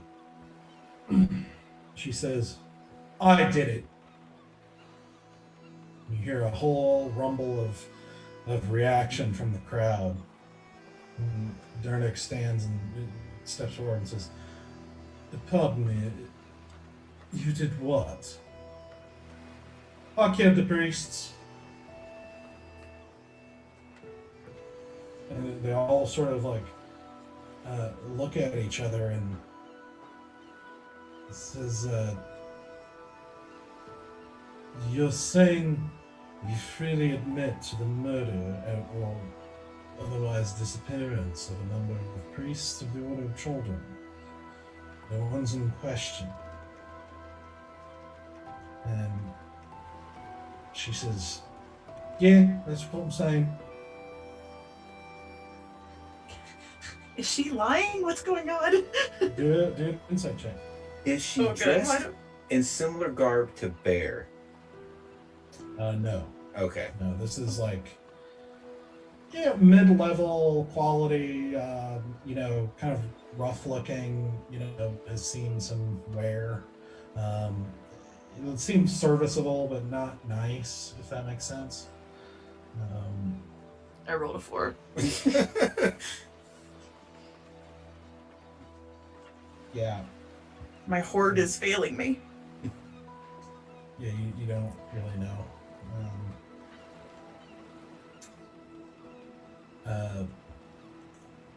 Lord Dernick, as there's like a big kind of reaction from the room again, as Lord Dernick has to sort of like calm everyone down again. He says,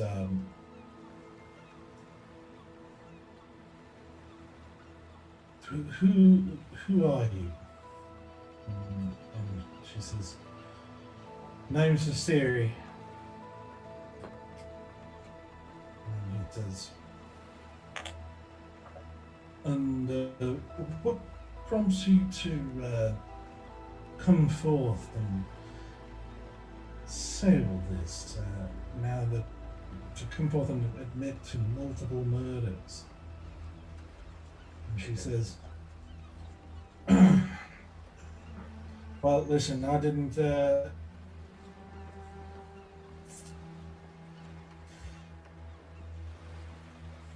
very simple, I didn't want him to get the credit. The credit, then Durna goes, the credit. Which is, yeah. Listen, I killed those priests, because after Kotok was dead, didn't really have much to do. And the people who, well, I should say, the people who were supposed to be our allies, well, they weren't so much anymore after Kotok. They got a little coward streak in them. And, well, Kotok did me right, and I was going to... All those people who said they were allies to the Leather Hand and turned out not to be, I was going to show them. Ain't no one's going to cross the Leather Hand even after Kotok's dead. And last thing I want is for these do-gooders to get credit for the work I did.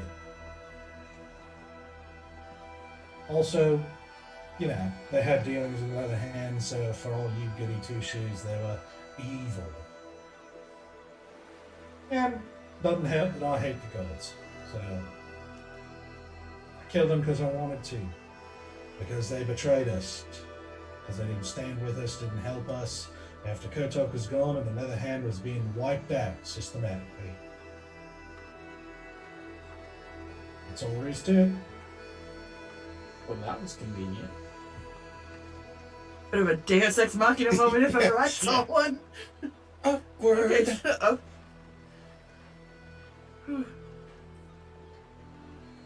It takes Dernick again a long time to calm everyone down, and he gestures to the guards who step forward and take her, and Avari says, just sort of nods to Dernick, and Dernick says, as for the last issue, I suppose we'll strike that as well. This is pretty clear cut. And so the remaining issues, the issue of the assassination of Ranmon, the reports, well, we struck the reports of killing the guards, rumors of association, which were inconclusive and lesser. As for the atrocities committed on the battlefield and harassment of the Oaken Anvil, we leave these to the Crown. But would any of you like to make final statements? Avari steps forward and he says, this has been quite the interesting proceeding. I find some of this rather convenient. I find a lot of the circumstances of their actions and the activities surrounding them rather suspicious. We still have many things unsolved, many issues unresolved. And although it is not something I can prove in a court proceeding, I think we all get the impression that this group is not telling us everything. They even admitted so to the Crown in the midst of it, that there are things they're not telling us. What we do know is free admission of the brazen disregard for our laws and for the conduct befitting of someone bearing the title of Defender. I think that they freely admit to the vigilante action of summarily executing a high member of nobility in this, a member of high office in the nation of Karandia. Something that does not seem like it should be acceptable practice for us to, if we simply decide that someone else is evil and then go around executing each other, we'll quickly devolve into a land no better than the Helterlands. Savage tribes and utter bloodshed without reason or civility. We have got here because we believe in conduct that elevates us be above the common thug, and yet so far we have seen, although some noble actions are surely there and surely should be accounted for, we have also seen conduct not befitting one of this title. And while many good deeds have been done by this group, we cannot ignore the evil deeds also done. I will leave it there. With that, Lord Greenwood steps forward again and he says,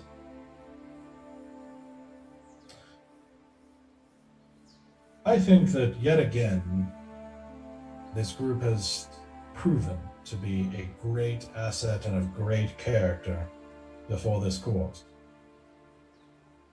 As it turns out, they have dispatched of perhaps the greatest threat that this land has seen since the Lich Shazran long ago.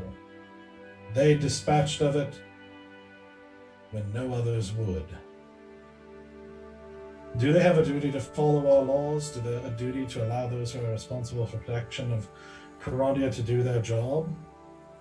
Yes, but I argue this. We named them Defenders of Karandia. I am going to be honest with you from noble to noble. The only reason this is a question at all is because our proclamations and actions often do not line up. A defender of the realm is charged with just that, the defense of the realm. Indeed, all of us are charged with that very same charge. Yet we treat these titles often as mere access to power. But they choose to take their duties seriously. And you wish to punish them for that? They are not some common citizen acting on their own behalf and murdering people left and right. They are defenders. They have the right to act. Nay, they have the responsibility to act. Once again, I will not say they have done so perfectly, but their imperfections are small and their successes are great. They are not traitors or criminals. They are not thugs or mere sellswords. They are not even merely innocent. They are heroes. And we should treat them accordingly. He steps backward, and Lord Durnek looks to you guys and says, would you say any final words in your defense? I don't, you call him as a hero is very nice and very kind. But I don't claim to be a hero. I can't speak for the rest of my friends, but I don't think the rest of them would either. We're not above you. We're with you. But it's like Greenwood said, we take our position seriously. I made a vow to stop corruption. So if I see corruption, I do what I can.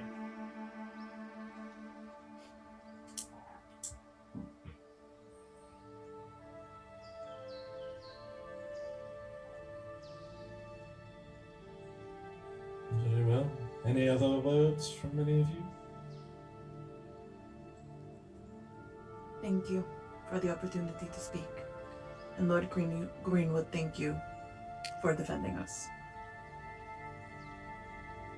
He just nods.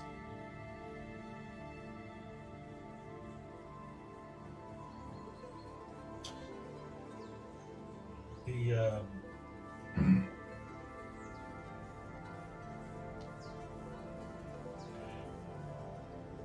you see,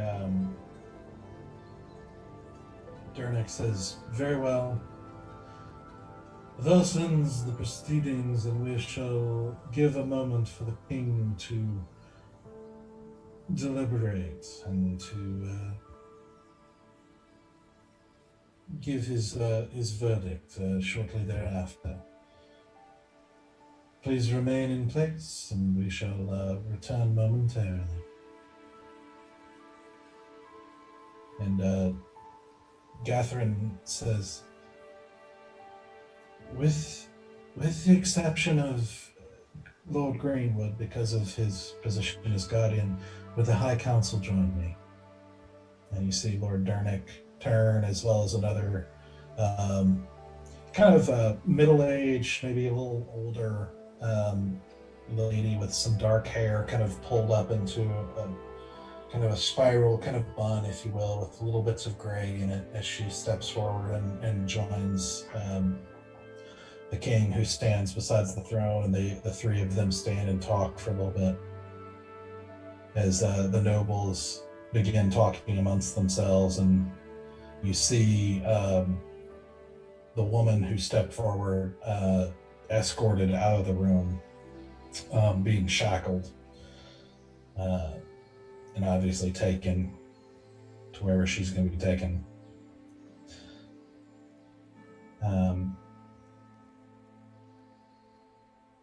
As you stand there, just sort of listening to this sort of the soft murmur of all the talking, and lots of glances your way as everyone's kind of talking.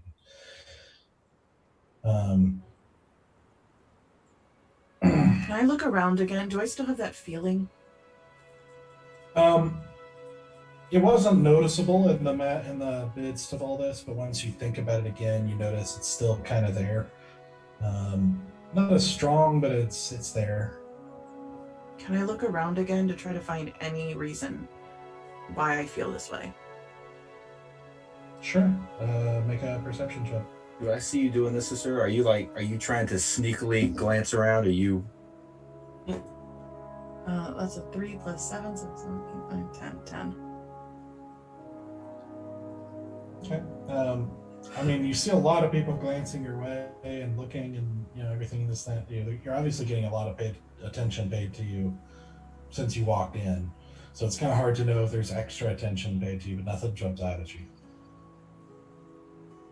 And no, I was trying not to be super obvious about looking around. I meant you were going like this, but I was like, if I could see you looking around, I was gonna, check in with you. But if you're probably need to be established before she rolled anyway. So. Yeah, that's what I was trying to do, but yeah, I was gonna try to help you out essentially. Oh, gotcha.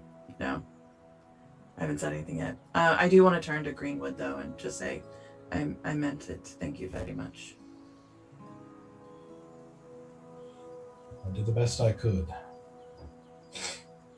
These You did great. That's all we can ask. The whole thing is silly, if you ask me. This is a waste of time. Agreed. Well, people with power have to show it off from time to time, so it is what it is. Believe me, these proceedings are not making anyone look powerful. Or petty. We're related. Oh, sorry, Bear. I'm sorry for getting mad at you. No, it's actually gonna come talk to you anyway. I'm sorry for sniping at you during the proceedings. I don't like being shushed in front of the king. It's not very, No, I get it. It's just there's a lot of people in this room that we do not know, and I was just afraid that something would get said that would be bad for more than just this situation. I know. I may not. Yeah. Just I can't stand the lying and the half-truths. I get it, but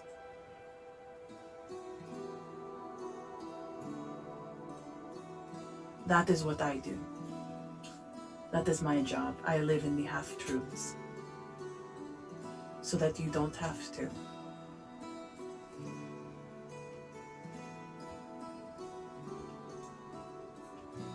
You are good at it.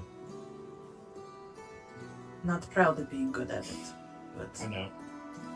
It's more of a statement of fact, not a praise or an insult.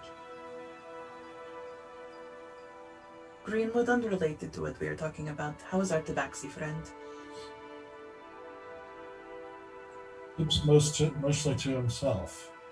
He's been established in a room that meets his specifications and supplied well. His craft is a lonely one, and he keeps to himself for the most part. But he is comfortable. As best as I could make him. Thank you for that as well.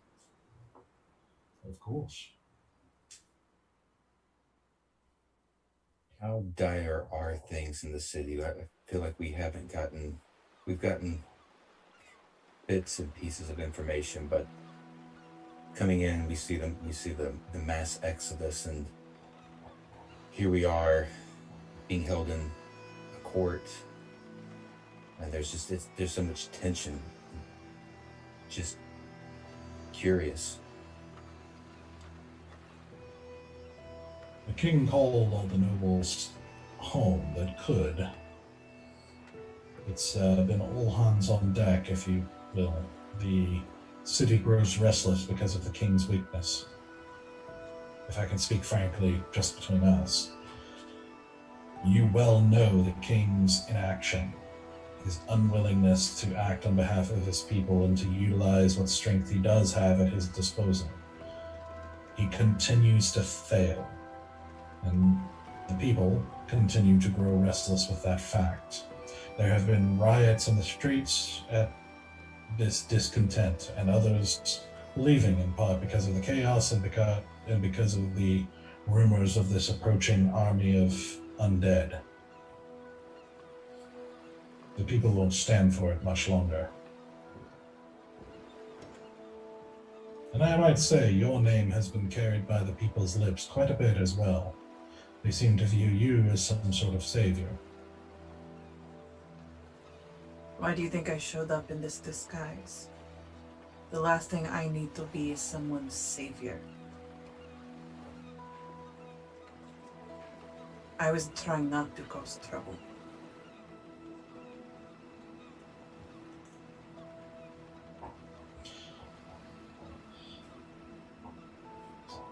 Well, you have certainly not succeeded in not causing trouble.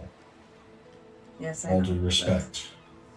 No, it is quite accurate. I just wanted to at least put that out on the table, that a flimsy attempt was tried. We all owe you thanks for the things you've done.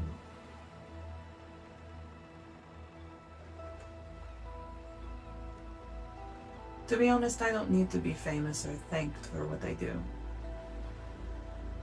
I need to be respected and I need to be paid. You're here. I can't live on goodwill and, notoriety. I do my job.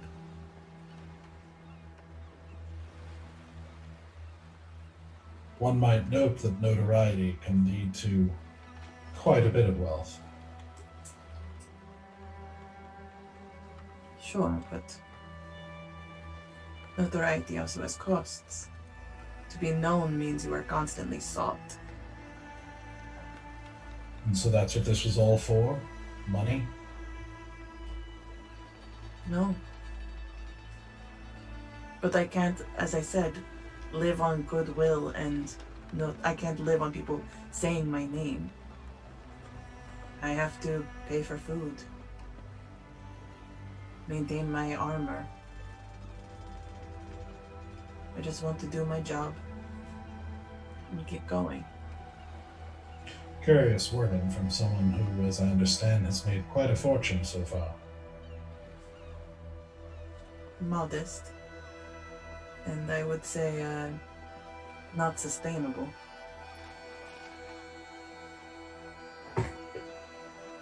Modest.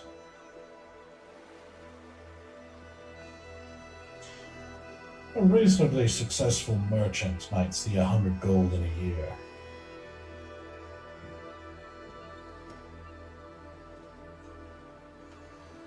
Are you questioning our I- motives? Not at all. It's He's curious making fun of wording me. is all.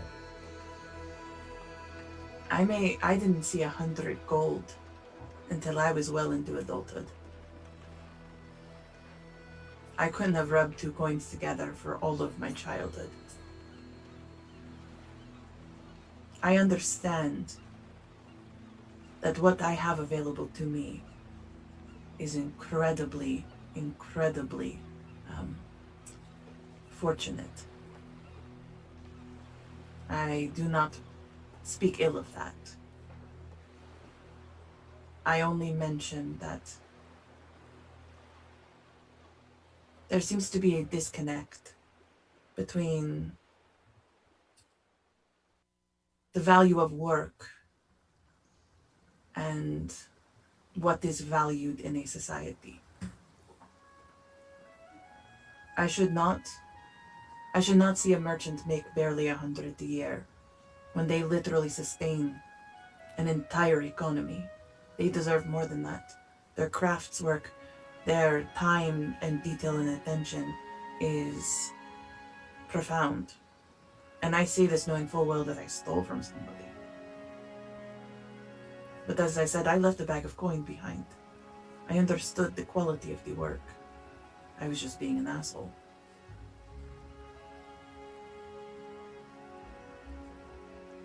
I can understand to some degree. I was born into a title, but it was a very low title. And it was into a family, while noble in name, was quite impoverished by not noble standards and owed quite a bit of money. It took a lot of work and a lot of sacrifice on my part to redeem my family's name and rise to the place where I'm at. I was not handed it. While I would not compare my circumstance to yours, I would simply say I understand on some level. And we're appreciative to your patronage. I don't think we could have survived making it in this town without you. I don't think we would have been able to do what we did. And though I know we are now in trouble for it, I can only speak for myself, but I don't regret it.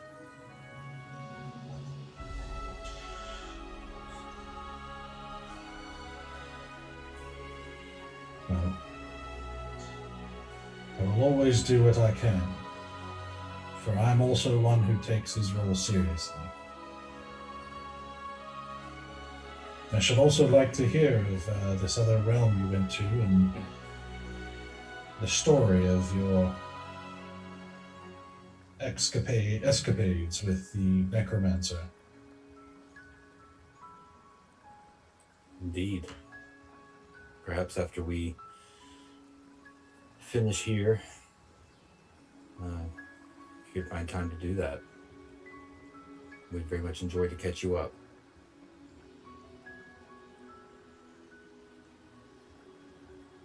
So, No. where the hell is Easy?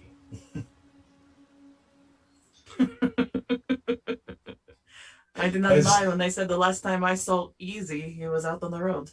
Oh, Val, you were with him. What happened to him? You know, when the guards kind of found out that Stoic, well, when that whole situation happened, Easy just kind of stepped away from us and kind of blended in with the crowd. I know it's crazy that Easy could blend in anywhere. I get that, but Oh, you blend. I was in a bit of a situation where I couldn't exactly pay attention to what Easy was doing. When the guards ushered us through the gates, he was gone. So last I saw, he was out in the streets outside the Leaf District. So the court wizard wasn't here to have his court wizard moment. Something So- else That's you hear sad. regret. We're going to pause for a second because I've been rolling this whole time and these guards absolutely suck at finding things. But eventually,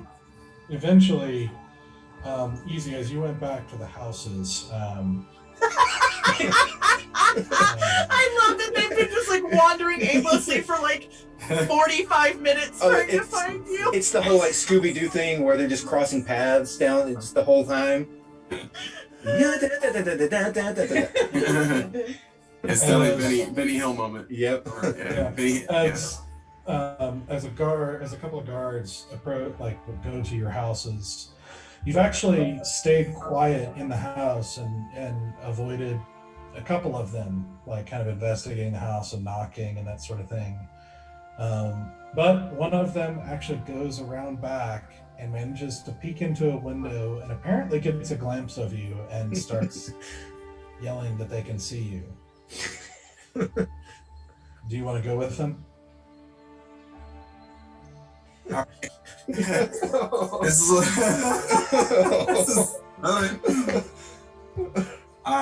I'm going to. It's multiple levels, right? Or is it one level? Yeah, there's a couple of levels and a basement. Okay. I'm going to. In the castle, were there windows or openings up high? Yeah, it's a castle, but there's a lot. Yeah. Right. And would I be able to figure out, like, one of those windows would lead to the room that everyone's in? Are there windows to that room? There are windows, like some kind of thin windows at the very top, like in the middle. Okay. Very high off the ground. Perfect. Getting there it would take quite a bit of time to try to find a route. You'd have to make there'd be a lot of kind of acrobatic feats to make that journey. Okay. I'm going to go up to the second floor and cast fly on myself. Okay. And I'm going to exit out the window and fly towards the castle. Okay. Are you still disguised as Colonel Oak?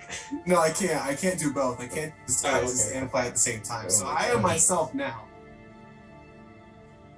So you fly out the window, you open the window and fly out as you hear an exclamation from several of the guards. You hear them yell and start pointing at you as you fly out, and they start running as you basically leave them behind going out across the buildings. Yep. And so you're approaching the castle? Yeah, I would like to approach the window that I would best figure out where everyone's at. Okay. As you get near the castle, you see guards kind of walking along the wall that kind of wraps around the courtyard around the castle. Right. And you see guards like in the tower and different things like that. And you see them see you approaching and start taking out bows. I comes in peace. I just want to be there for the hearing.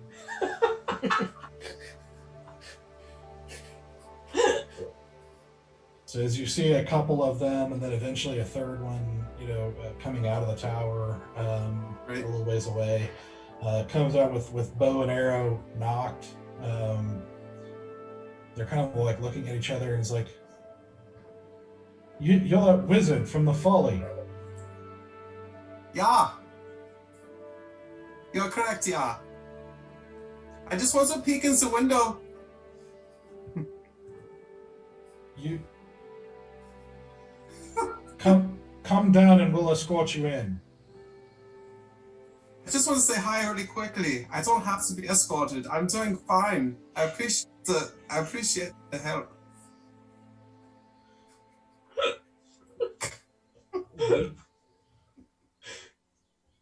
We can't let just anybody fly into the castle. You understand that?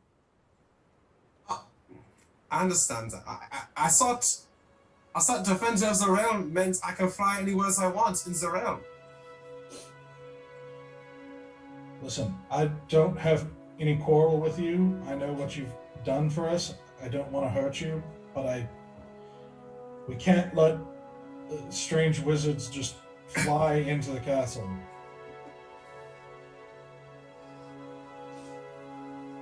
You've been summoned by the crown. We need to escort you in.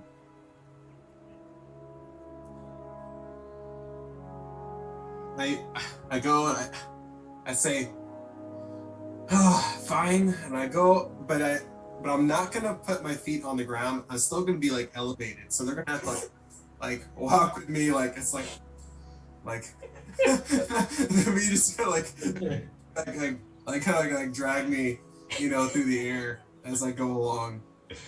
Okay. I mean, if they don't want to drag me, I can just float. Okay. With them. Okay. So back in the throne room, as you guys are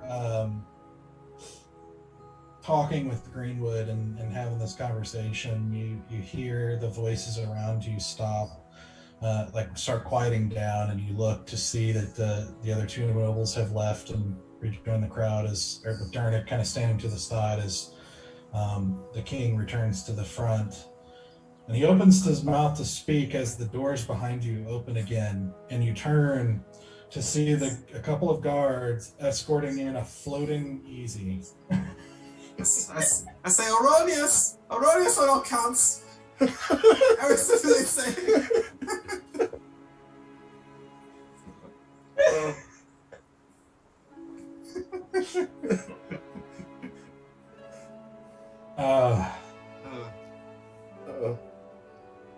Defender Easy. Yeah. I'm glad you could join us. You've missed quite a bit. Hope. I'm assuming that you are questioning our good deeds, yeah? We have been questioning a number of things, yes. Have you anything to say? I say that we have done good for your land, and there's little reason, I say, to cause worry in our efforts to make your people feel safe.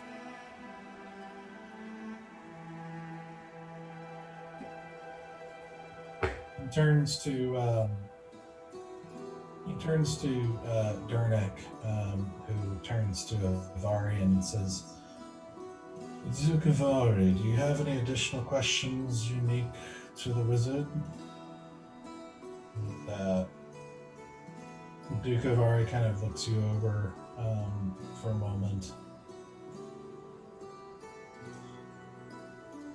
Only if he wishes to stand with the group.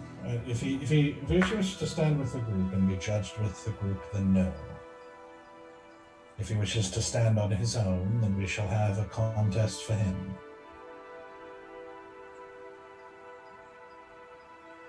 And so Dernick says, well, then it's up to you. Do you wish to stand with the group?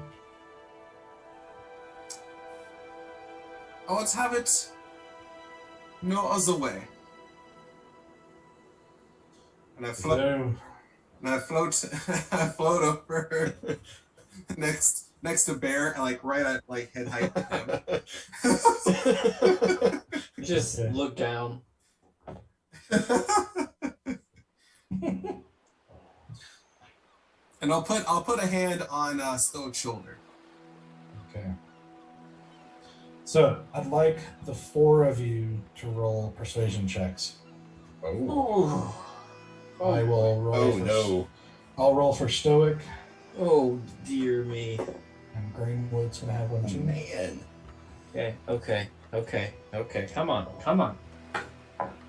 Damn it. I love these dice. Glad you do. I did not do so good. Yep. The dice gods are smiling. It's fine. Alright, These- 2 out of 2. That's not bad. 2 Yeah, for 2. 2 and 2, yeah. Okay, Valen. So it rolled an 18. Natural 19 minus 1, because I ain't persuasive. Yeah, and you actually need to do so with disadvantage. Oh no. Why? 10. Okay. Why? Bear. 6. Easy. 6 as well. Asura. Shit. Nat 20 plus 2, 22. Okay. Come on, dice gods. Stoic have persuasion. New Stoic rolled an 11. And Greenwood rolled a 27. Whoa. Okay. Okay, Greenwood. Okay, Greenwood. We'll take that. Mm. I'm better at lying than being persuasive, but So the king steps forward again, and he says, I have deliberated with council and heard all of the issues at hand, some of which have been struck or altered slightly, and I know that there is still information that you wish to bring to me in private that I will certainly hear from you.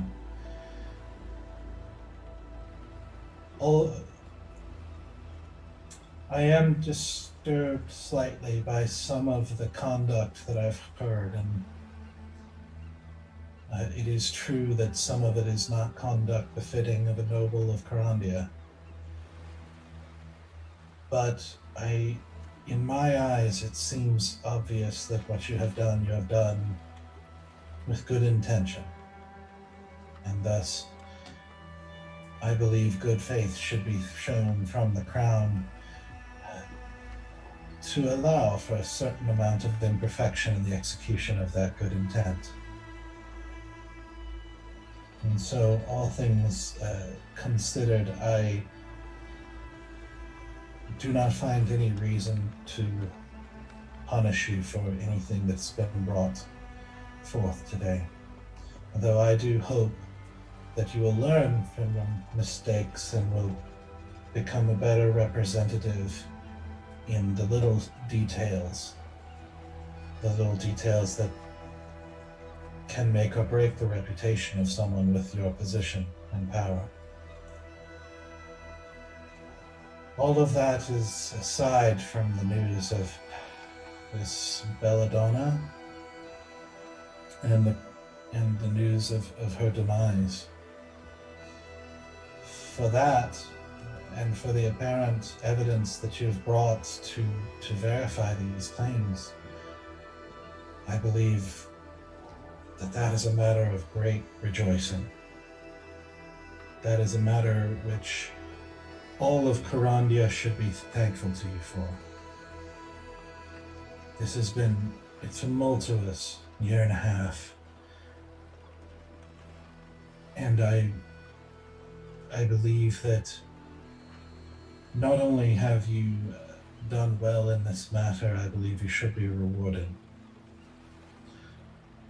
And so, with the news of this, I grant that you may ask of the crown a boon of your choosing within reason. And you will have time to think about what you would like to ask for, and if it is within reason, according to my High Council, it shall be granted to you. And so think hard on what you would ask of the crown, and you need not ask today. But I want to say officially and publicly to thank you on behalf of the crown for this heroic deed. And he says that, and there's like a smattering of applause from the nobles around you, as they all clap in thanks for this, an appreciation for this news. He says, and with that, I say with great relief that I see no reason to keep the army here in town, here in the city of Elduin, and may dismiss them to go back to their homes.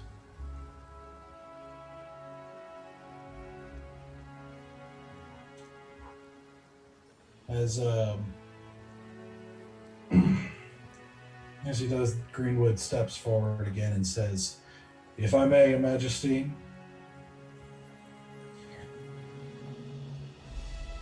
listen, indeed, this is a wonderful day, a day of celebration, a day of rejoicing for all the peoples of Karandia, and news should spread forth from this immediately and widespread.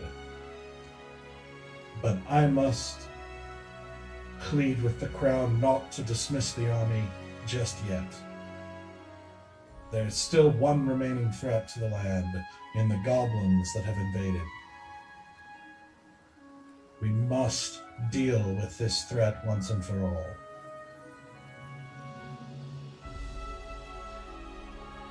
And the king sighs and says,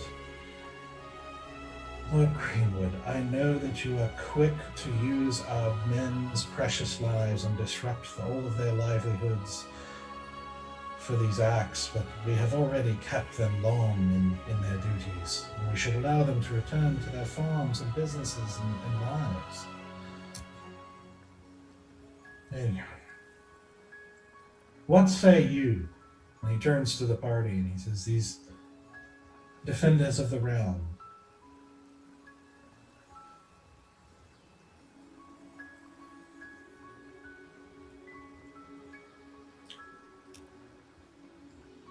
I can understand wanting to send your men back to their families. But I would agree with Greenwood that you may not be out of the threat yet. I have no idea how much of a threat you're under, but I would be hesitant to completely take your army away. I would just like the opportunity to speak in a more private way for some additional information to help you make that decision.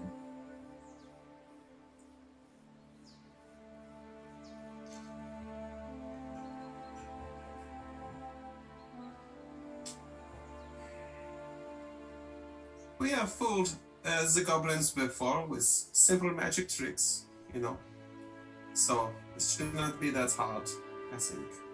So army should be fine.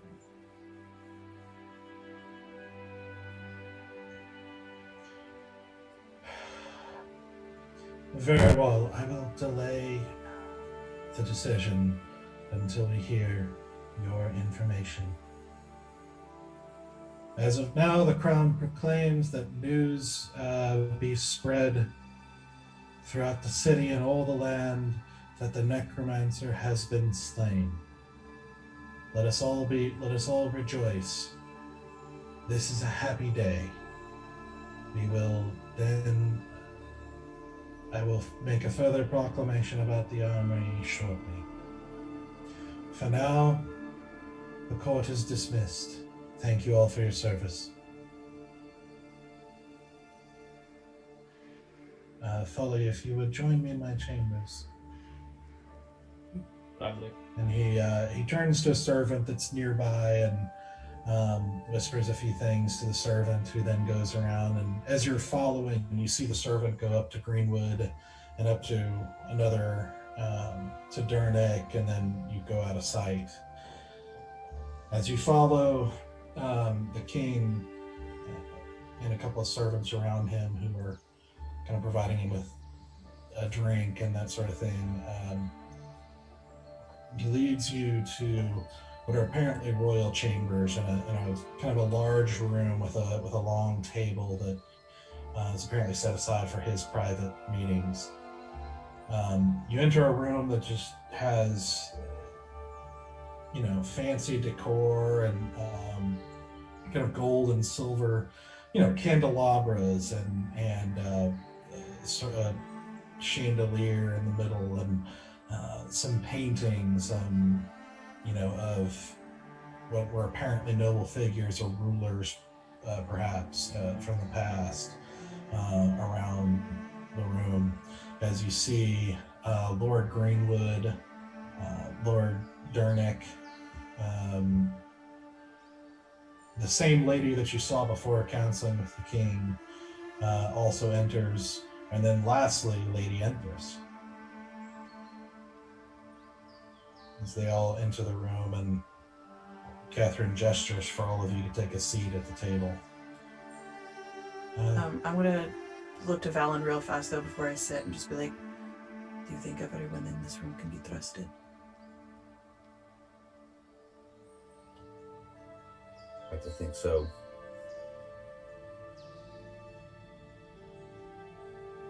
Can I do a perception check or an insight check or whatever it is to see if these are, if there's any question of their trust, they could have, nefarious reasons for being in this room. Trying to determine if there is any way to know that, really. Yeah, I was like, I don't have any sort of magic to do it. I'm just like, I mean, 100% just running on my gut. Like, is this room trustworthy? Basically, you can see if they look suspicious or something, like if they're acting suspicious or that sort of thing. Let's do an inside check for that.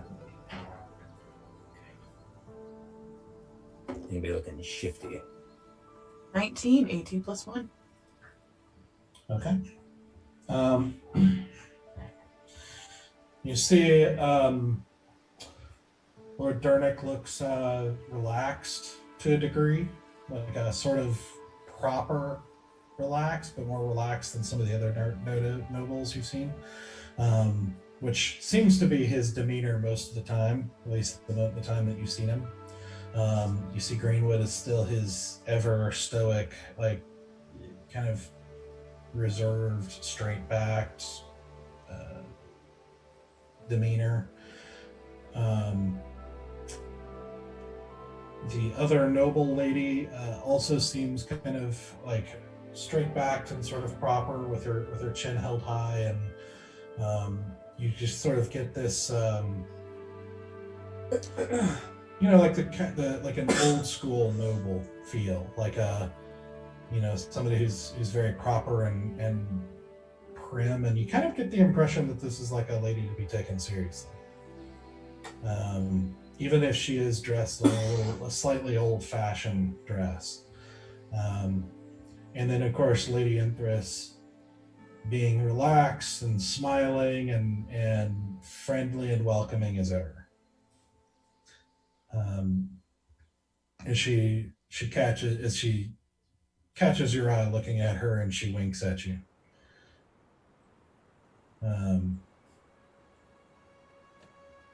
As they all take a seat, the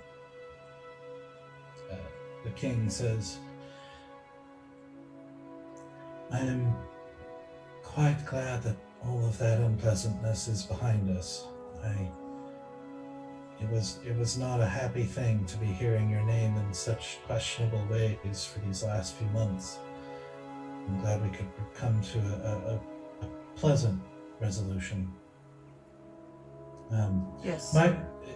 If I can introduce, I believe you know most of these individuals. I'm not sure if you have yet met Lady Verissa of Etheria. She's a governess, and she's also one of Along with Lord Greenwood and Lord Dernick, she is a member of my High Council. It is a pleasure. And of course, Lady Endress is a trusted advisor and friend as well. So, you wish to speak to me in private? These are my trusted counselors. If you are all right with their presence, I trust them with my life, and I would hear what you have to say. I understand we just went through a situation in which our honesty and veracity of spirit were in doubt. And I am sorry to say that I might be putting that back in question again. For there is information we have, but at this time I cannot tell you where it came from or have any proof to guarantee its accuracy. However, I do strongly believe the information is true. And it would indicate that there is more to come for this land.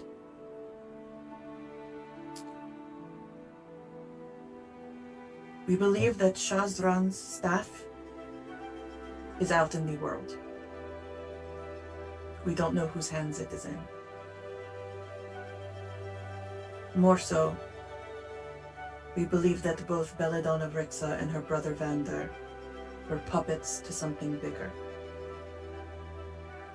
What and who we do not know. But she was heavily manipulated into becoming the thing that she became, with the power that she wielded.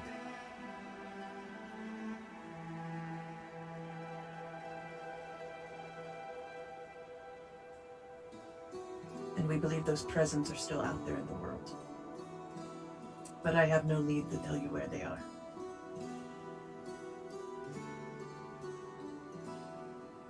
So you believe Belladonna was not acting on her own?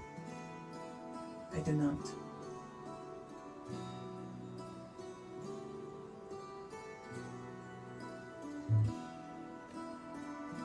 That's most disturbing. Greenwood says, you say you cannot divulge how you came upon this information?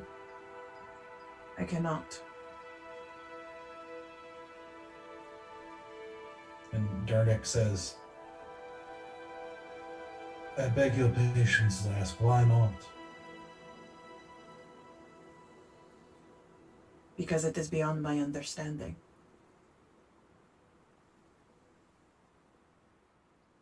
What does that mean? I just know it. I don't know how I know it. I just know it. And I have no tactile proof. I just know it.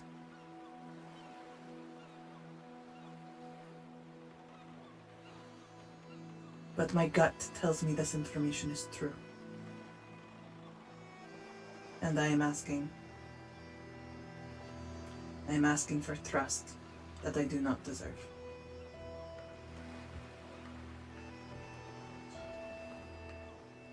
Your gut?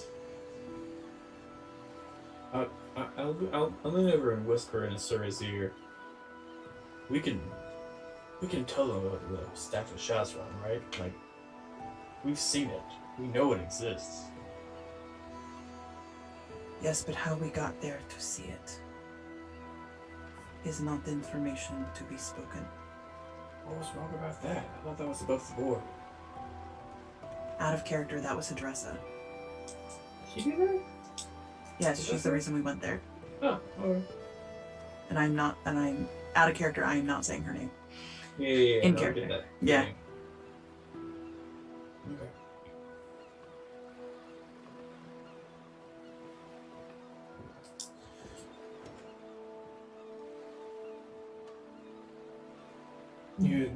The kind of older lady, Lady Varissa, like speaks for the first time, and at least in hearing for you, it says, It's no question that you've done quite a bit for this nation, and I don't believe your character is in question in my mind at all. But you have to understand what you're asking of us. You're asking us to take very seriously another grave threat to the entire nation, to the tune of keeping an entire army in place and at great expense and in great disruption to all our lives as we move into winter, based on one woman's gut. And I do not mean that as an offense, but please try to understand how this works. I don't understand how this works. I don't know what it is to govern. And I will not make the choice for you what you do with your people. I only tell you that I believe that there is more to come. And I want you to have that knowledge to make the best decisions you can for your people. As I said in front of all of your observers, I took it very seriously when I was bestowed Defender of the Realm. And I died on the battlefield to protect your people.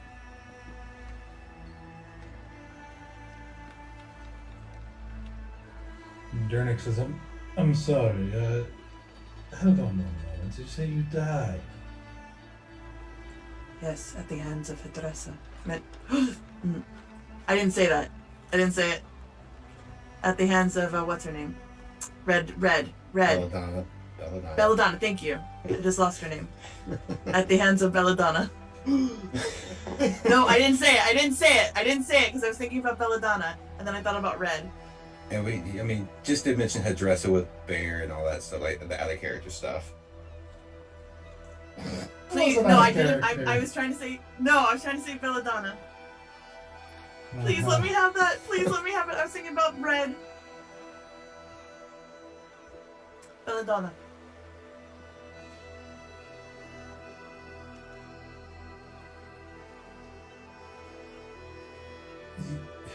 Pardon, help us understand. You say you died, but you're sitting here, obviously. Yes.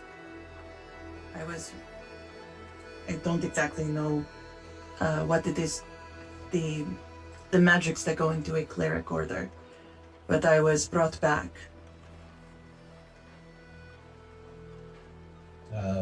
Stoic speaks up finally. He says, children brought her back. I prayed along with a few others, and children brought her back. And Greenwood says, it's not unheard of, but it is rare. That's quite a power.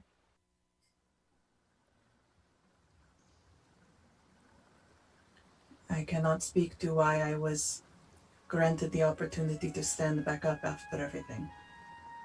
I am eternally grateful for it. And it has changed me.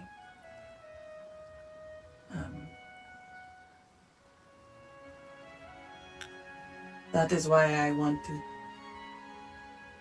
wanted to tell you this. But there are things I just cannot explain. There are so many things I do not understand.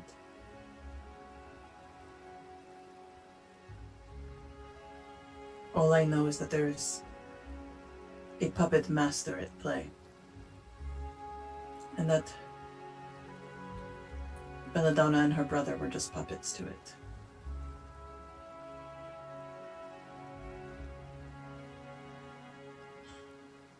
Dernick says, again, I find myself wanting to believe you. I've always believed you were not deserving of the questioning being brought to you for the most part, but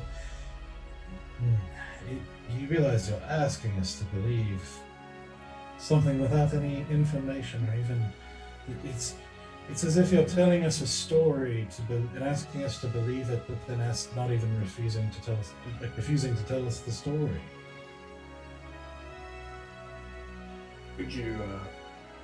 Could you give us more time to investigate this threat? Marissa says, you have to understand, keeping a standing, there's a reason kingdoms do not keep a standing army. They must be called up. It is terribly taxing to the treasury of the crown. We cannot keep a standing army without a good reason. We must have a good reason in order to justify this sort of thing. And again, we are coming up near winter, so every day we keep soldiers in uniform is a day that they can prepare for their family's well-being. I cannot speak for the rest of my team here, but the Folly, I am not telling you this information to persuade you to do anything. I am giving you information because the whole reason we were up there being questioned in the first place is because there was a lot of information we had that we had not divulged. And I'll admit that was probably naive of us to do. We were only moving forward with information and trying to do the best we could as quickly as we could. Understanding that for every day there was still a threat out there for the people was another day someone could get hurt. So I am only telling you this information so that you have the context to understand that we may be going back out there to be investigating things. You decide what to do with your army and your people.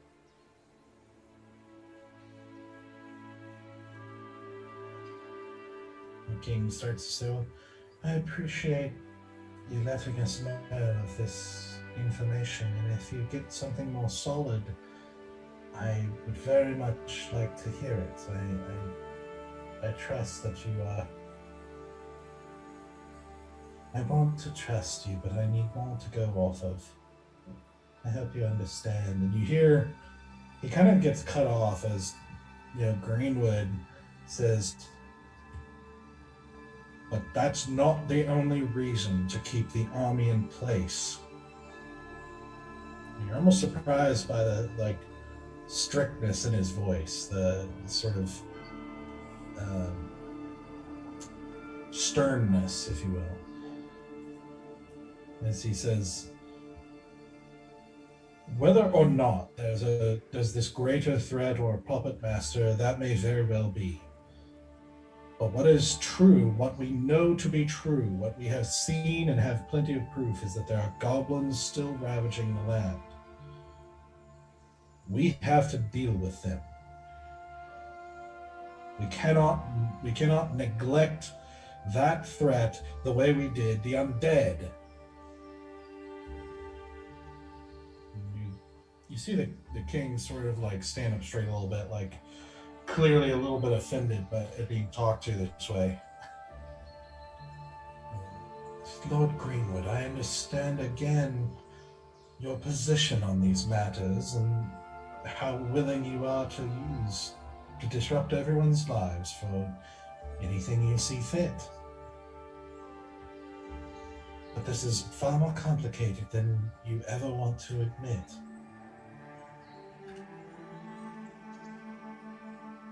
I understand there are goblins, but there may be other routes which we can use to dispatch of these goblins. I mean, perhaps we can hire sellswords at a lower rate than we can the standing army. And Greenwood says, sorry, Kotor's his first name. Greenwood, he says... He has a first name? We've never even asked. No. He's always been Lord Greenwood. Greenwood says, you can see his jaw clench a little bit as he's like, you want to hire bands of sellswords to slowly and with questionable effectiveness deal with this problem. Meanwhile, they continue to harass supplies, continue to harass villages, continue to kill and decimate farmland. Just show that you can, show that you have strength, and take care of this while you have the army already called up. You just feel this tension building between the two. And Dernick sort of like interjects, like kind of like a little bit of a calming presence as he says, "You are over sellswords. What would you say of how we deal with this? Do you think the army would be more effective?" I don't know if we know the full degree of the problem. Are we talking a band of roving goblins that, a dozen or so? Or are we talking about an entire army of goblins? Greenwood says, "We're talking about an entire kingdom." Farissa interjects and says, "For the past year and a half, we've been plagued with an ever-growing presence of these goblins. It is not simply a band, it is quite a presence. There's somewhere a goblin king who has been in hiding, but we estimate their numbers to be potentially in the thousands, spread out across the land."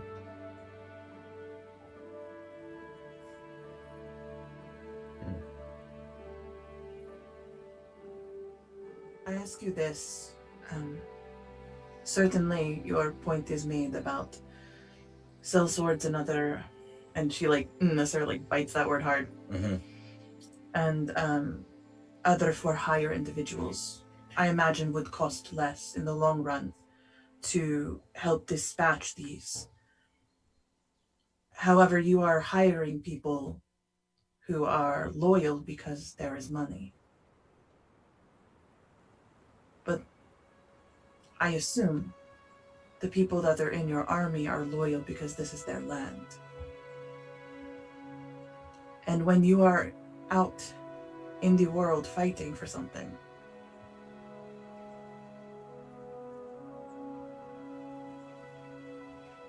you sometimes sit in the middle of a moment and ask yourself, why are you there?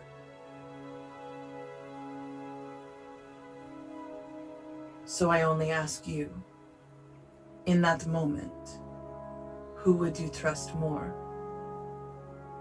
Your army or the people you paid? I cannot speak for every sellsword that is out in this world. They all have their reasons and motivations for doing what they do. Some may be loyal, some may not be. Some may just leave the job unpaid, and some may fight to tooth and nail to help eradicate. I don't know your army, and I don't know what they can do. I know we could not fight the kingdom on our own.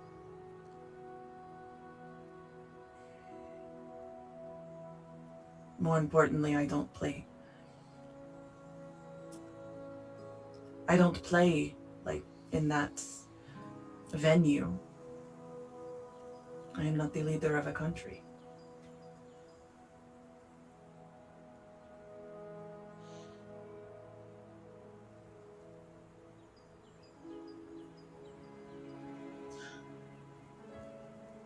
You hear them all sort of grow silent as, Greenwood continues to just basically stare down the king as the king kind of gets a frown on his face and puts a hand on his chin as he looks troubled and thoughtful. And you see Verissa just sort of primly, kind of against with this fantastic posture, but clearly in deep thought as well as Dernick takes a swig of the wine in front of him. And you, out of the corner of your eye, you see Inthras kind of lean forward in her chair and speak for the first time. Who's been uncharacteristically quiet as she's been watching and kind of listening to all this as she looks at the king and basically only looks at the king as she's talking. And she says, "If I may, Your Majesty, these have indeed been dark times. And now that we have seen the dawn, we look back and reflect upon those who carried candles in the dark." And she gestures around the table. "Those who bravely led us through it. Whether or not we all agreed to the methods, well, no one agrees to anything and everything. But what cannot be argued is that we have survived. Yet again, Karandia has survived another necromantic threat, and your crown will carry that legacy forever. Long live the king. But something seems incomplete, doesn't it? I know that you care for our people, and there is another danger. There's still another danger in these lands. These goblins do still threaten our towns, and if we send this army back, would they not be sent back to face this very threat anyway? You know they must be dealt with, and what better way than to utilize the army that's already been called up? But I believe you know something that most of the nobles in this court have not yet thought of, for you're always one step ahead of everyone. You know that the chaos in our nation will attract, shall we say, predators. Certain nations who may try to take advantage of perceived weakness. And you know that something must be done about that. A show of strength, a definitive victory from a unified military of Karandia, restoring peace and order would certainly send the right message to anyone with hungry eyes looking at our borders. You can establish yourself as a force to be reckoned with. The crown that defeated a dragon, an army of bandits, an army of goblins, and the dead themselves. Solidify your legacy here and now. Your Majesty, show your strength. And prove those of us who believe in you to be right.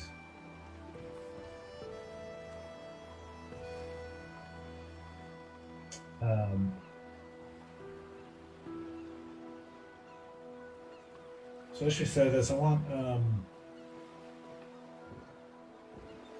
whoever wants to roll a persuasion check, or at least the ones who have spoken, to roll a persuasion check with advantage. So we all can, or one person? Let's do one of you. I only have a +2. That could be me. I mean, I got a good adder, but my rolls are not great. You have the advantage. I'll give it a shot if y'all don't mind. Yeah. But I'll do my rolls. I mean, I can do it if you don't want to do it. But you probably have the better adder. Yeah. I think you do. Alright, I'll give it a shot. Lewis got the better adder, but. Okay, persuasion. Mm-hmm. All right. Oh, okay, they're both good. 19. 19. Okay.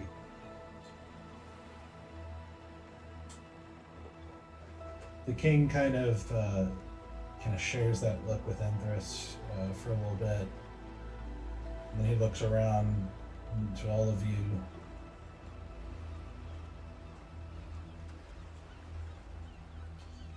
And sort of squares his shoulders and he says, "Very well. I believe you're correct. The crown shall therefore decree we shall marshal the military and march upon the goblin presence left in Karandia.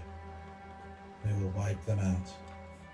We shall hunt them down so that our nation will be safe once more." And with that, we're going to end for tonight. I don't like it, but here we are. Here we are. Oh my gosh. I don't want there to be an army, but at the same time, I'm like, that's not my choice. Yep. Nation's call. Whew. My lord, there is no such army. Sorry. I just need to point out that our court wizard just literally came flying in Yep. Yeah. I was at the really, last second. At the last second. I really wanted to go through the window. I really just poked my head in like, oh yeah. I know, but they're guards. They're not. Yep. Gonna let you I know. I was just like, and then he just gets shot down and dies. Yep. Yeah. Well, they could have tried to shoot me. I mean, I'm pretty quick. If you had tried to keep going, they probably would have. Yeah, they probably eventually would have probably hit me, but who knows? We'll see. And then you just like pop in through the window, bleeding profusely, arrow stuck out of your back. I just love the fact that, again, given the option to just simply follow the guards, he's just like, nah, fam. I'm gonna fly there. That's what I'm gonna do. Poof, right out the window. Tell me how to go into a castle. I'll go into a castle any way I damn well please. Orders are for the weak. Yeah, front door is not original. No, it's not easy. No. I really wanted to go through the window so bad. Well, I think floating in was still pretty much an It was interest. still a good. Yeah. Solid David Bowie entrance. Just Solid. Right. Yep. Right. Floating right across. All right. So made it through the accusations, thankfully, with the help of some of the people you've earned favor with along the way. So the army apparently is going to go march on the goblins. So we'll see what happens next, and see what you guys want to do after that. So yeah, well, thank you for joining us. We will see you guys in a week to continue on the story and see what happens with Karandia. Phew. mm-hmm. Thanks, guys. See you Bye, next friends. time. Bye. Goodbye. Good luck.